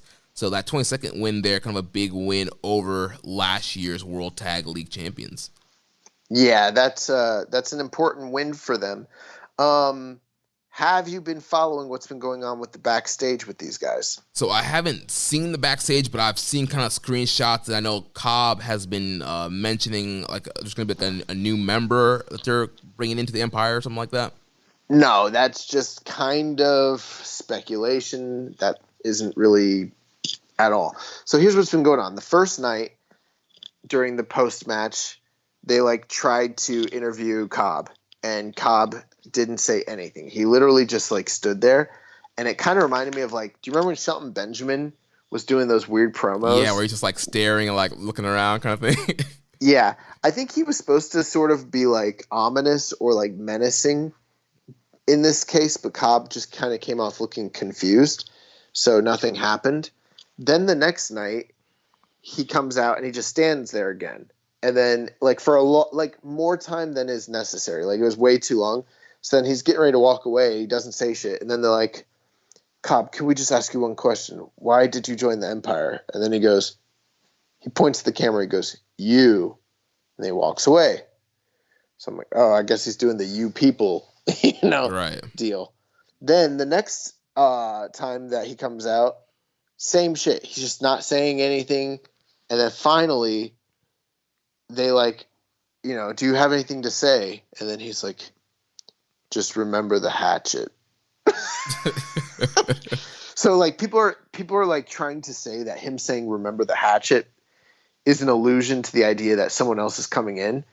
But that's not at all the case. I mean, maybe it is the case, but it's not simply like extrapolated based off of what he said. All he said is remember the hatchet. What the fuck does that mean? Doesn't mean anything. Like, part of me is like, okay, he's a terrible promo, so maybe it's not the worst thing in the world. But then there's the other fact that he is having really bad promos by not giving promos at all. So it's like, it's catch-22. I don't know. We did have a question here about this from Maserati. He says, when Jeff Cobb mentioned Hatchet, was he alluding to New Jack joining Ospreay's faction, because he stabs people? I don't think so.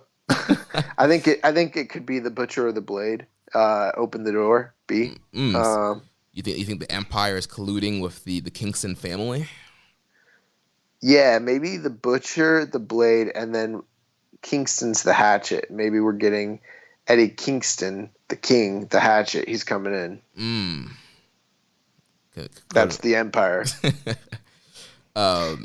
But yeah, I think the Empire have been looking good in these matches. They've kind of been like running through people. Cobb's been getting most of the pinfalls here. Very interesting that they're kind of, making Cobb kind of this monster bruiser of the Empire and kind of wrecking people. I mean, the tour of the islands that he hit on David Finlay today was incredible. Finlay's going for, his sliced bread gimmick, and Cobb just kind of blocks it mid-air, catches him, turns into tour of the islands. Absolutely incredible.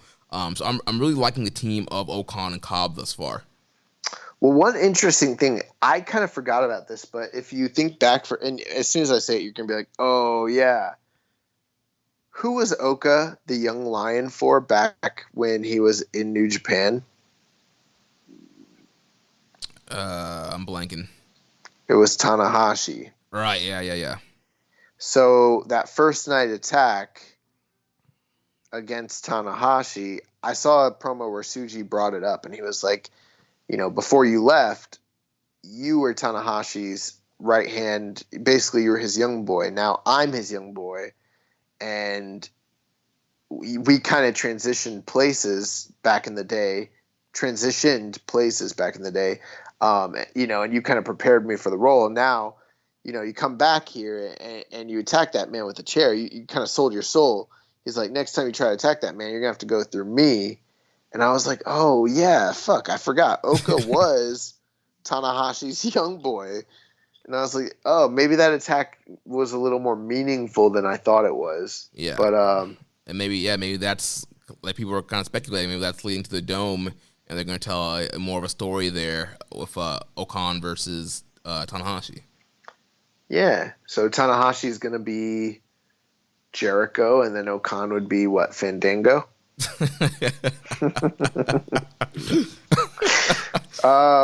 But yeah, man, I mean, the team's been pretty impressive. I think one of the things that's been lacking amongst both tournaments is a lack of actual narrative. That's one of the things we praised about this year's G1. Everyone has a story, a narrative kind of surrounding what's going on with them. And there's very little of that in the Super Juniors, if you're really honest with yourself. I mean, sure, you could dig deep, I guess, and try to, attach a narrative to a guy if you really want to. But oftentimes there needs to at least be some allusion to it in the promos or the commentary. There's very little of that. But at least with this team, there is a narrative here. Like, they're this new conquering group, and there's a lot of mystery. We're trying to figure out what the fuck is going on with this team, and are there other people joining, or what's their aim? Are they going to beat everybody? And it's kind of exciting. So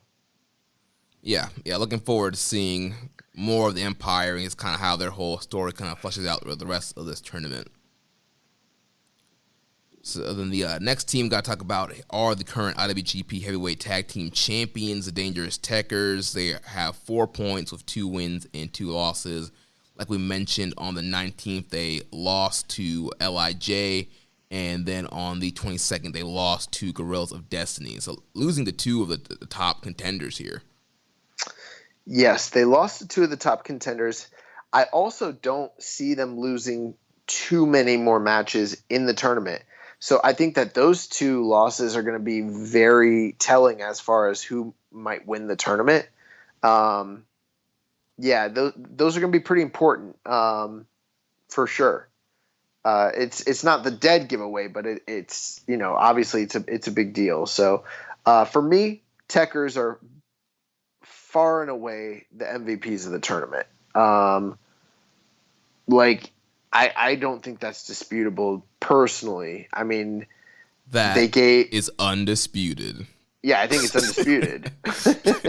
I think they gave GOD their best match of the tournament. I think they gave Sonata and Shingo their best match of the tournament. And I would say the same about the other teams that they've beaten so far. So, and I mean, they're probably going to be, not for sure. There's another team that we'll talk about when we get to award season, but I'm pretty sure they are my tag team of the year for 2020, and they're getting off on the right foot for 2021 as well. Yeah, Taichi and Sabre, they've just gelled well together. They're one of these teams where you hear those 2 guys, and on paper you're like, I don't know how this is going to work, but it's been working perfectly. They've become a great tag team. Just like you, I'm voting them, first place in the 2020 awards of Tag Team of the Year. These guys have just been killing it this year, and they've been doing, like you mentioned, once again here in this tournament. Been looking great, and I'm expecting them to kind of continue to have, good matches, good to great matches in the remainder of this tournament. Who do we have after that? So after the Dangerous Techers, we have FinJuice, Juice Robinson, Dave Finlay, last year's World Tag League champions. On the 19th, FinJuice, they defeated Hanares, 11 minutes and 18 seconds. And then on the 22nd, they lost to the Empire of Great Okan and Jeff Cobb.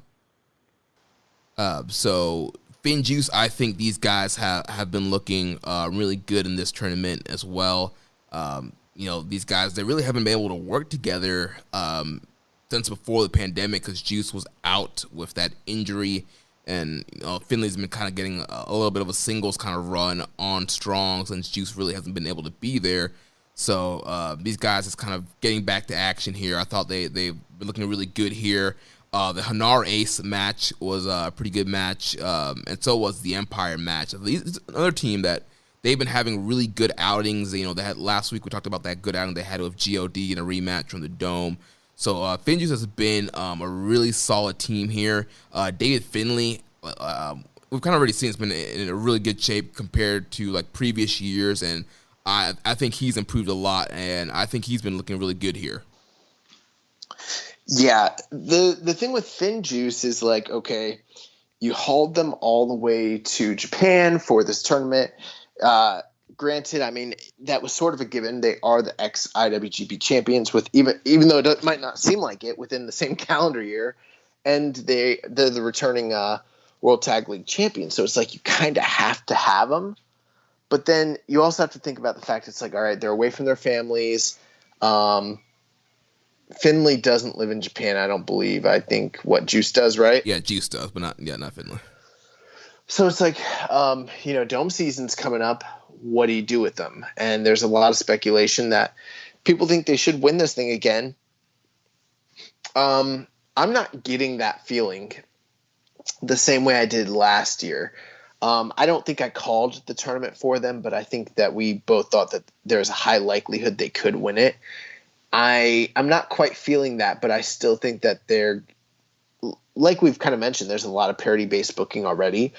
And I mean, this is similar to what we saw from them last year. They kind of had a start, stop sort of start to the tournament. And then once they got on a roll, they kind of quietly snuck up the rankings until it's like, oh, FinJuice are like at the top of this thing. So maybe we'll see something similar here. I'm not quite sure yet. They are one of the better performing teams in the tournament, but I mean, the one good thing, Juice, his hair's kind of like growing out long again, so it doesn't look as crazy. At least he can like put it in a bun or something. So there's that. Yeah, and just like the G1, Juice has done a great job of like getting the crowds into their matches with the kind of the We Will Rock You kind of style chant there, and so yeah, really fun, energetic team. I think they're gonna have a good rest of the tournament. So next up, also with 4 points, 2-2, we have the team of Tomohiro Ishii and Toru Yano. On the 19th, they defeated their Chaos teammates of Hiroki Goto and Yoshihashi. And then on the 22nd, they were defeated by Evil and Yujiro Takahashi. Really liked the Chaos versus Chaos team match. I think that's a match we both speculated would be very good. I think it delivered, especially for a 15-minute match. I went like 3 3/4 on that one. The Bullet Club match I wasn't as much of a fan of. This is a team that consistently delivers year in and year out anytime they're in the ring together. It's just one of those kind of, it's weird because it's like they're like an odd bedfellows, the odd couple sort of pairing, but we don't get too much of that like WWE-ism, like you're this way, I'm that way, we don't get along. We don't get too much of the Team Hell No shtick with them. They kind of just gel because they're both Chaos members, but they're like two totally opposites, but they just happen to have great matches every time they're out there. We haven't gotten too much of that just yet, but I think they're, having a solid, run in the tournament. Yeah, I think, Ishii and Yano here have been looking good together. Obviously, former teammates, former IWGP Tag Champions. Are they? They won that triple threat match, didn't they? When they stole the trophies? I don't remember. I don't think they did. Because they stole the trophies and got into the title match. And then they won that title match? I feel like they lost and then stole the tag titles and were never the actual champions. All right, but yeah, maybe I'm getting that confused with them stealing the titles, but I had thought... I don't know. It was like 2017, maybe 2016. Maybe they did. Let me look. Okay. But either way, yeah, it's experienced duo here. And Tomohiro Ishii, top... Former IWGP Tag Team Champions together. Wow, I forgot about that. Yeah, that was like when we started the show. That was like one of the big story angles there, with them stealing the trophies and then getting into the title match and then winning the title match. And it was like they weren't supposed to be there because they didn't win the tag league. But I don't remember that shit. So looking good here. I think we'll see some more solid performance of them. I mean, Ishii, Wrestler of the Year candidate.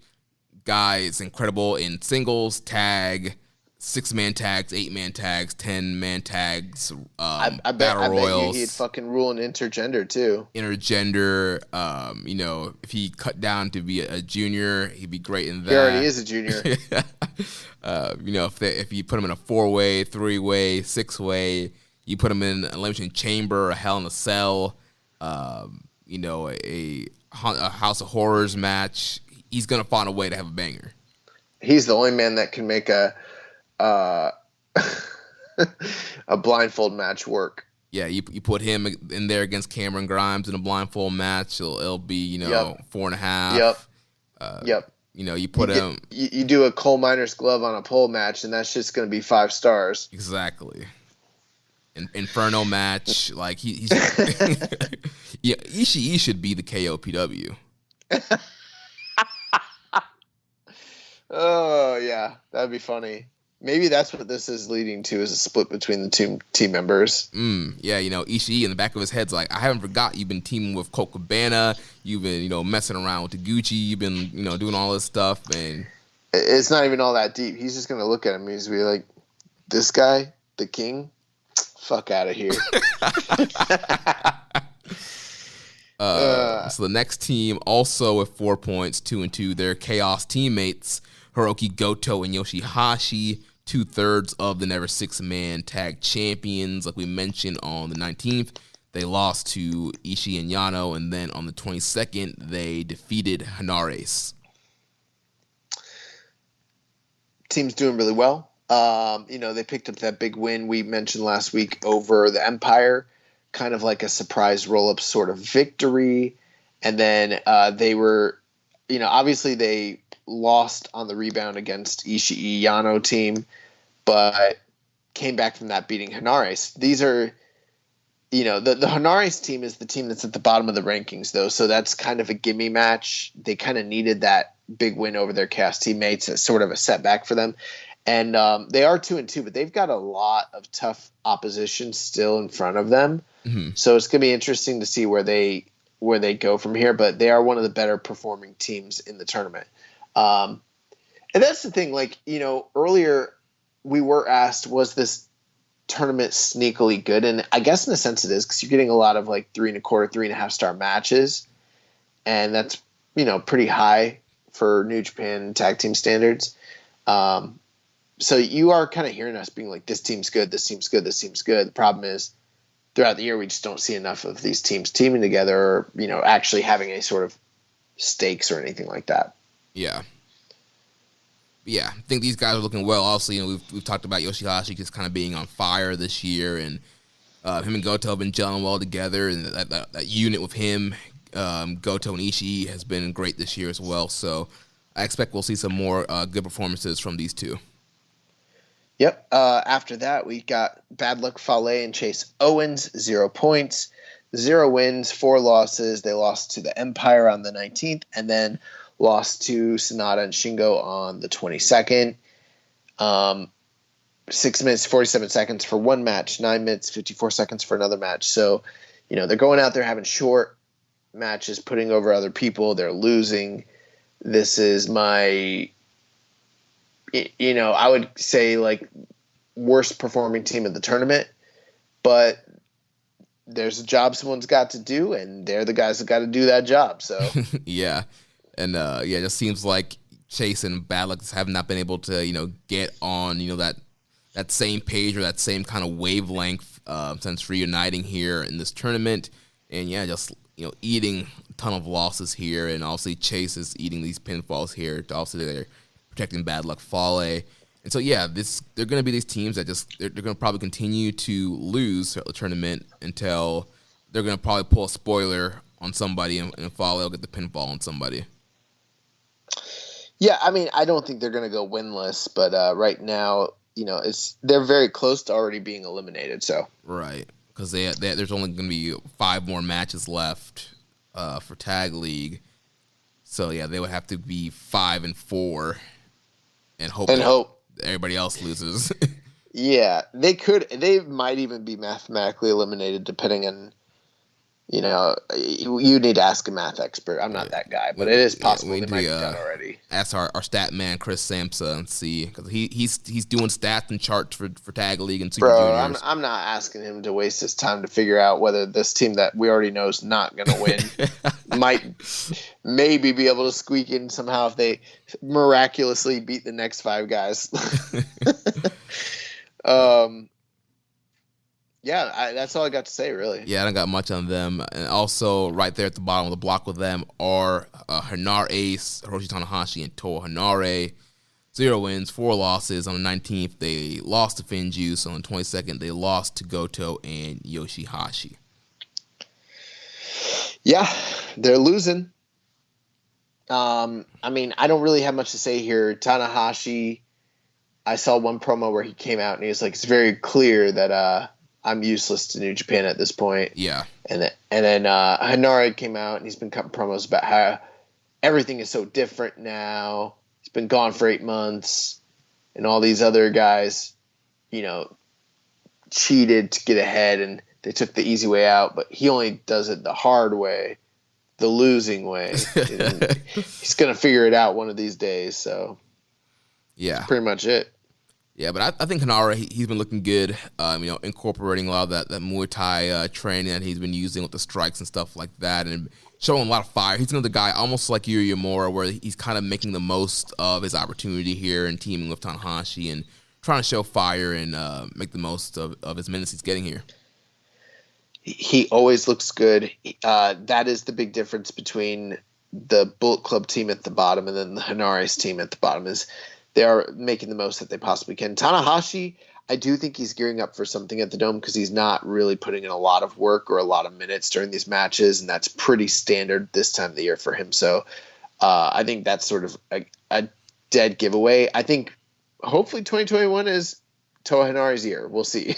Yeah. Questions here before we kind of preview what's coming up this week.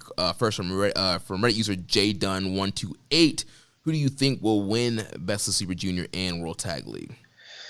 Right now, I mean, I'm pretty much sitting. I think it's still going to be Hiromu, although, there's still that part of me that thinks it could be Sho. Yeah, and this kind of all plays into the next question from Karen on Twitter. She says, have any of your predicted outcomes for either tournament shifted in the last week due to the outcomes, or are you just standing by your original selections? And that's a great question. As far as Tag League goes, I'm still GOD. What are your selections for these two tournaments, first off? So originally, when we did our preview show, I said I think I went with Hiromu for Super Juniors, and I also went with GOD for Tag League. Based off of this past week of action, I'm still sticking with Hiromu winning. Like you said, I mean, Sho could win. And with Hiromu already having a pinfall over Ishimori, that's a way to weasel him into the title match. Robbie Eagle's another guy I think could win. But for right now, I'm sticking with Hiromu. And then also for Tag League, I'm sticking with my prediction of GOD. Nice. Yeah, I mean, I definitely think what's shifted so far based on the outcomes is maybe some of my projections of some of the particular competitors and how well they may or may not do throughout the tournament. It hasn't shifted enough to where I'm like convinced new individuals or new teams are going to win, but I'm like, Sonata and Shingo might do better than I thought they were going to do, or like the Empire, things like that. So, and I gotta say, before we go into this preview, this has really never happened to me on this show. I mean, there have been times where like we've done long shows, gotten tired, but like towards the end of this, like Tag League thing, I'm like literally like yawning, like my eyes are getting heavy, like I'm like, oh fuck, we gotta move on. Yeah, so now Save me, Y2J. We're gonna look at the shows that are coming up this week, and kind of like last week, we'll kind of pick out which match we think is going to be kind of the match to keep your eyes out for, and not so much give predictions here. So starting off, we have the next show on November 23rd, which will be a Best of Super Junior show. We have Taiji Ishimori versus Yuya Uemura, Bushi versus Robbie Eagles, Hiromu versus Doki, Taguchi versus Sho, and El Desperado versus Master Wato. Interesting night. One of the few shows that Hiromu's not in the main or semi-main. Makes sense, though, because he's got Doki next on the docket. For me, man, I would say this actually looks sort of like a down night, in my opinion. I mean, I guess I'd have to go Desperado Wato since that's the main event, but like based on just pure talent, it's probably got to be Taguchi's show. That I don't know. I'm kind of looking at Hiromu and Doki. Yeah, I mean, it could be Hiromu and Doki. I mean, but do you think Doki's got a chance to beat Hiromu? I don't think he has a chance to beat him, but I think it's the middle of the card match right before intermission. I think those guys can get 15 minutes and it'd be a banger. Hey, I'm not going to fight you on that one. It's probably the case. After that, we got Tag League November 24th, Finjuice against Fale and Owens. After that, Evil and Yujiro taking on Hanar Ace. Third match of the night, GOD taking on the Chaos team of Ishii and Yano. Semi-main event, Dangerous Tekkers taking on the Empire. And the main event, Goto and Yoshihashi taking on Sanada and Shingo. Yeah, I think that main event there of Goto and Yoshihashi against Shingo and Sanada, I think that could be really great. I agree. In match, that looks like a banger. Speaking of which, so far, what we haven't really gone over it. Like last year we did this. Do you have any matches you would have recommended from this Tag League tournament so far? Thus far, the only thing that I would tell people to go out of their way to watch would probably be Dangerous Tekkers versus Shingo and Sanada. You gave that 4 stars? Yeah, and then I gave Goto and Yoshihashi versus Ishii and Yano. I think I went like 3.75, I think, on that one. Nice. Okay. But as far as storyline-wise, I think Dangerous Tekkers versus the Empire is very interesting because, IWGP Tag Champs, the new faction, that's going to be an interesting kind of standoff there. Yeah. Then we have Best of Super Juniors on November 25th. We have Hiromu Takahashi versus Yuya Uemura, Doki versus Master Wato, Ryusuke Taguchi versus Bushi. In the semi-main, we have Taiji Ishimori versus Robbie Eagles, and in the main event, it's going to be El Desperado versus Sho. Very interesting. I gotta say, man, this actually looks like one of the better Super Juniors nights for me. I know you got Hiromu in the opener, but it's like Doki Wato. You got a rematch there that might actually be pretty good. And then you got Ishimori Eagles. That's a highly anticipated match. Former teammates, and then Despy Show. I think Despy Show is probably my highlight match of the evening. But I mean, that's a good Super Junior show. Probably the best so far. Yeah, for me, I would circle Taiji and Eagles. I think that's going to be a banger right there. It may be. I mean, they're going to give them time, so you're probably right. I think both the main event and semi-main event are probably both going to be really good. Yeah. Tag League, November 28th. Opening match, Ishii and Yano against the Empire. Second match of the night, Bullet Club team, Fale and Owens against Hanar Ace. Someone's O has to go. Dangerous Tekkers in the third match against the Bullet Club team of Evil and Yujiro. Semi-main event, Finjuice against Sanada and Shingo. And then the main event, GOD against Goto and Yoshihashi. Yeah, I think that's semi-main of Finjuice and Sanada and Shingo. I think that's the match that's kind of intrigues me the most here.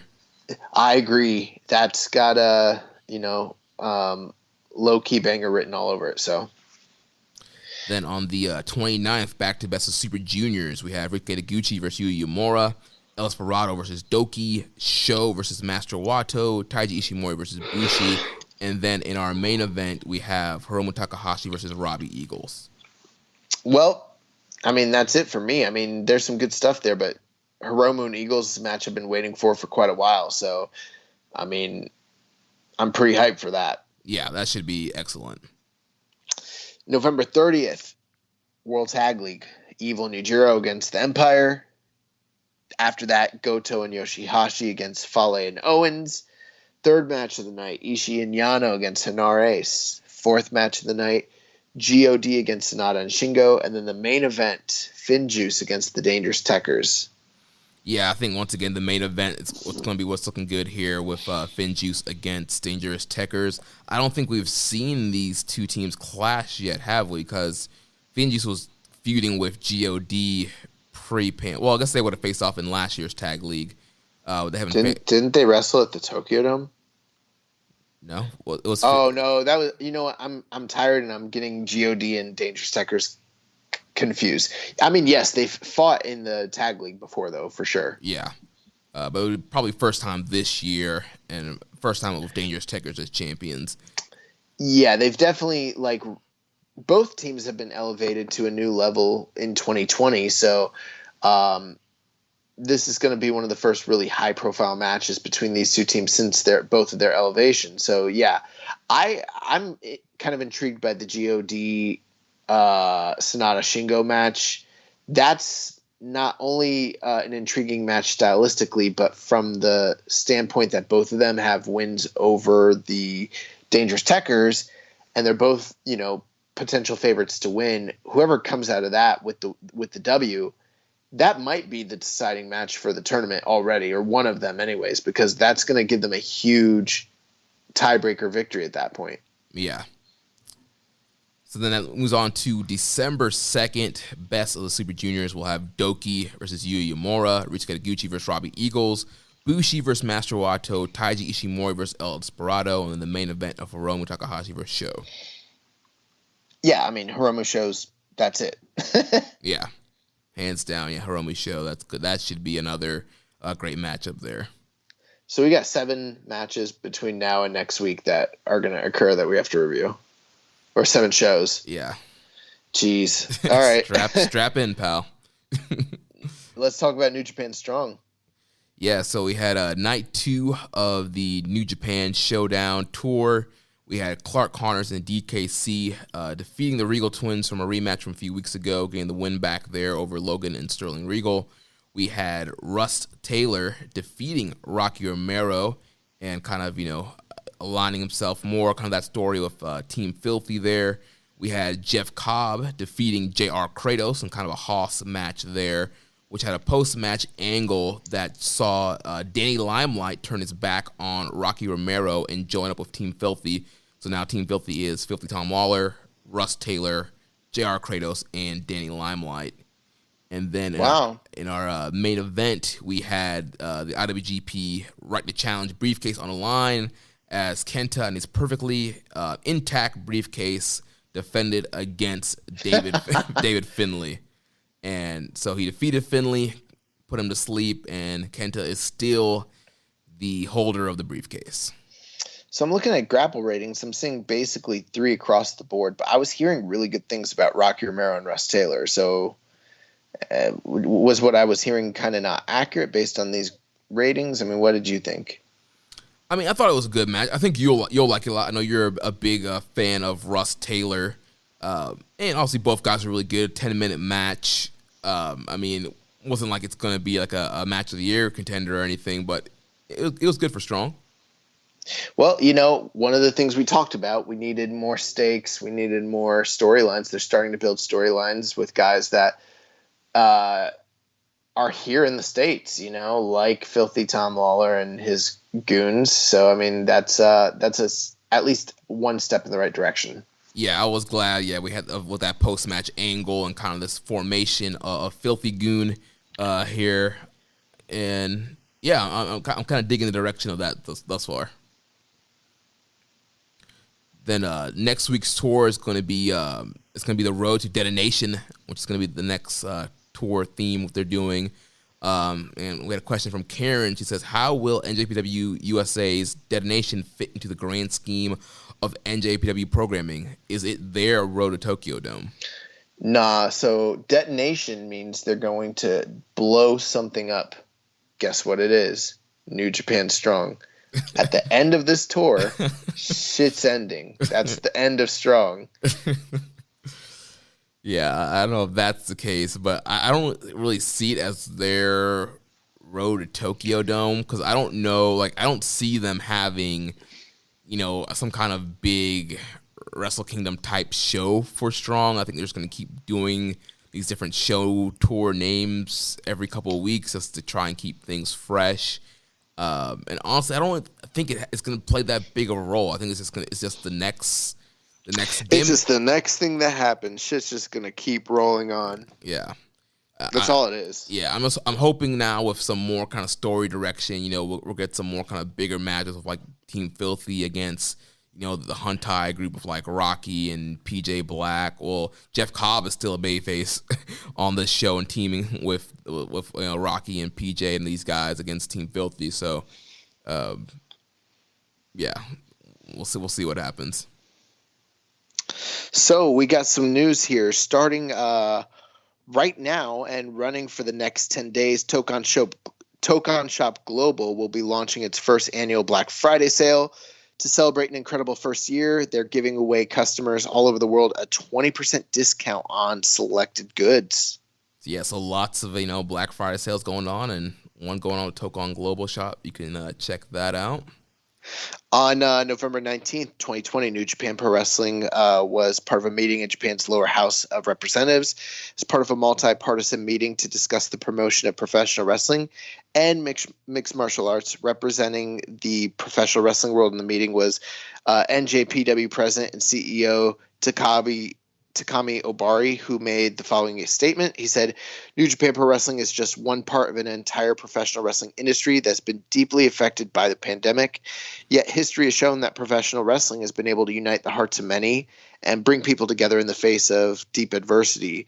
From the very early days in post-war Japan, wrestling has taught us to never give up and to keep fighting until the very end and, until the count of three. So in the wake of the coronavirus, wrestling is more important to society than it's ever been. That said, we're currently operating under limited capacity venues. Many fans are concerned about the health risk of the events. While we had no cluster or cases arising from events, these concerns have a deep effect on attendance and sale of goods. So as Mr. Hase has alluded to, along with the 7 organizations that are present here today, we're preparing to form an industry-wide committee that can properly work in solidarity with the government. For the time being, we're deeply grateful to those with the strongest possible backing in this venture. So sounds like they're trying to maybe gather support from the government, maybe alleviate the limited capacity that they have. I mean, what was kind of like your, interpretation of what was going on with this? Yeah, kind of similar to you. Obviously, cases are. I know there's been a few more, some rises in cases in Tokyo. Obviously, not as bad here in the United States. So, I think just kind of getting support from the government and just kind of showing their procedure, especially New Japan, like they haven't had any outbreaks or any cases from their traced back to their shows or any wrestler outbreaks. So, yeah, trying to get that support in the government, kind of showing like their procedures and protocols are working, and maybe to lift the capacity or maybe be able to kind of do some more stuff. Regarding Minoru Suzuki, who appeared to be, reportedly knocked silly in his never title loss to Shingo Takagi on November 7th. While he's not on the current tour, he did work an indie show on November 15th for Tenryu, which would indicate no concussion in that match, which, if you recall, I sort of never thought that he was hurt at all because I don't know. That whole thing seemed to be something that was popularized by Dave. Right. But nothing about the body language looked at all to me like we were watching someone that was concussed. I don't know. Yeah. Yeah, Suzuki, he can blame, Archer for not being on this tour. Was that his tag team partner last year? I'm pretty sure it was, because you had Dangerous Techers. I mean, and Dave Lloyd Smith Jr. was gone, so I think it was him and Archer. Who's left over that he could have tag team with? Is there nobody? No, because Doki's a junior. That's it. That's it. So we got some questions, just a couple, and then we're going to go to recommended match of the week. Yeah, so first question here from Reddit user Hawaiian Punch BV. Yuji Hino recently announced that he would be leaving 0-1 at the end of November. With such a big free agent in the waters, do you think New Japan should bring someone like him into their roster? I imagine matches with Ishii and Goto. Imagine a rematch with Shingo. I mean, at this point, with the limited roster that they have just due to the COVID situation, I don't think it's impossible. I mean, it would make a lot of sense. I mean, there is an advantage to having big domestic stars because, you don't have to bring someone from overseas. You don't have to worry about travel restrictions, quarantining, things of that nature. And Yuji Hino is a fantastic talent that's still able to kind of go. So, I mean, Yeah, absolutely. I don't know that I see him being a slam dunk fit with the company or anything like that. But I mean, I would love to see him there, and I think that he could really add quite a bit. And the last time we saw someone from outside, the last two guys that were, domestic stars that were brought in, Ishimori and Shingo, they both really added quite a bit, in the short times that they've been with the company. So, I mean, I would love to see Yuji Hino be brought in. Yeah, I'm not too familiar with Yuji Hino, but I'm all in for, bringing in some fresh faces and getting some fresh matchups. And, also if you're putting him over, he must be pretty good. So I'll be looking forward to seeing if New Japan bring him in. Grunty Dodds asked us, he said, we're truly living in unprecedented times. The never six-man titles are somewhat interesting. Do you see the cast guys getting a proper match with a decent amount of time at Wrestle Kingdom, or will it be another mediocre gauntlet match to fit as many people on the card as possible? Or will it be the best of both worlds, a gauntlet on night one, and then that establishes a challenger for night two? Yeah, I mean, with two nights, there are multiple scenarios they can go with. I don't think we're going to get a straight-up six-man defense. We'll probably get a gauntlet, like you mentioned, to get as many people on the card as possible, get them that Wrestle Kingdom payday. But with Goto, Yoshihashi, and Ishii, I think depending who else you throw in there, that gauntlet could still end up being pretty good. I mean, I'm pretty confident that history repeats itself, and history tells us these guys are going to have a gauntlet that will get as many people on the card as possible, and that's pretty much it. Yeah. Ishii, best wrestler, one of the best wrestlers on the roster, in a gauntlet again. Rich Latta asked, when is the last time Tetsuya Naito went to a gym?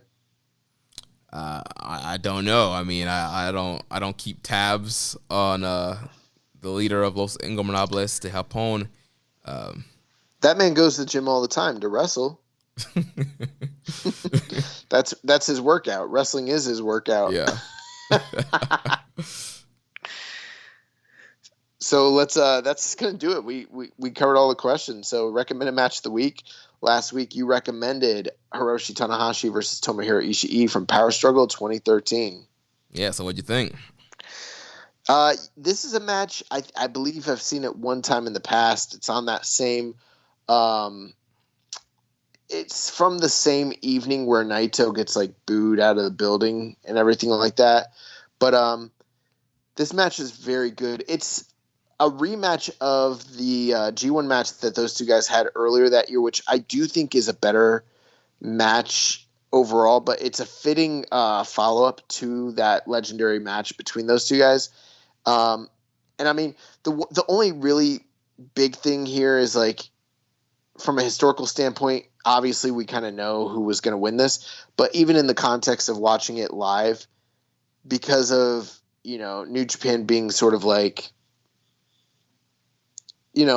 basically given to the schedules they have and how everything has to run, you kind of knew that there was absolutely no chance that Ishii beat Tanahashi. Whereas, like, in the G1 match, it was plausible, and there was a lot, people kind of buying into the near falls. But overall, I mean, I still went 4 1/4 on this match. I thought it was very, very good, hard hitting. Ishii working the neck, power bombs, lariats. Tanahashi, just fighting spirit, no selling stuff, still as athletic as ever.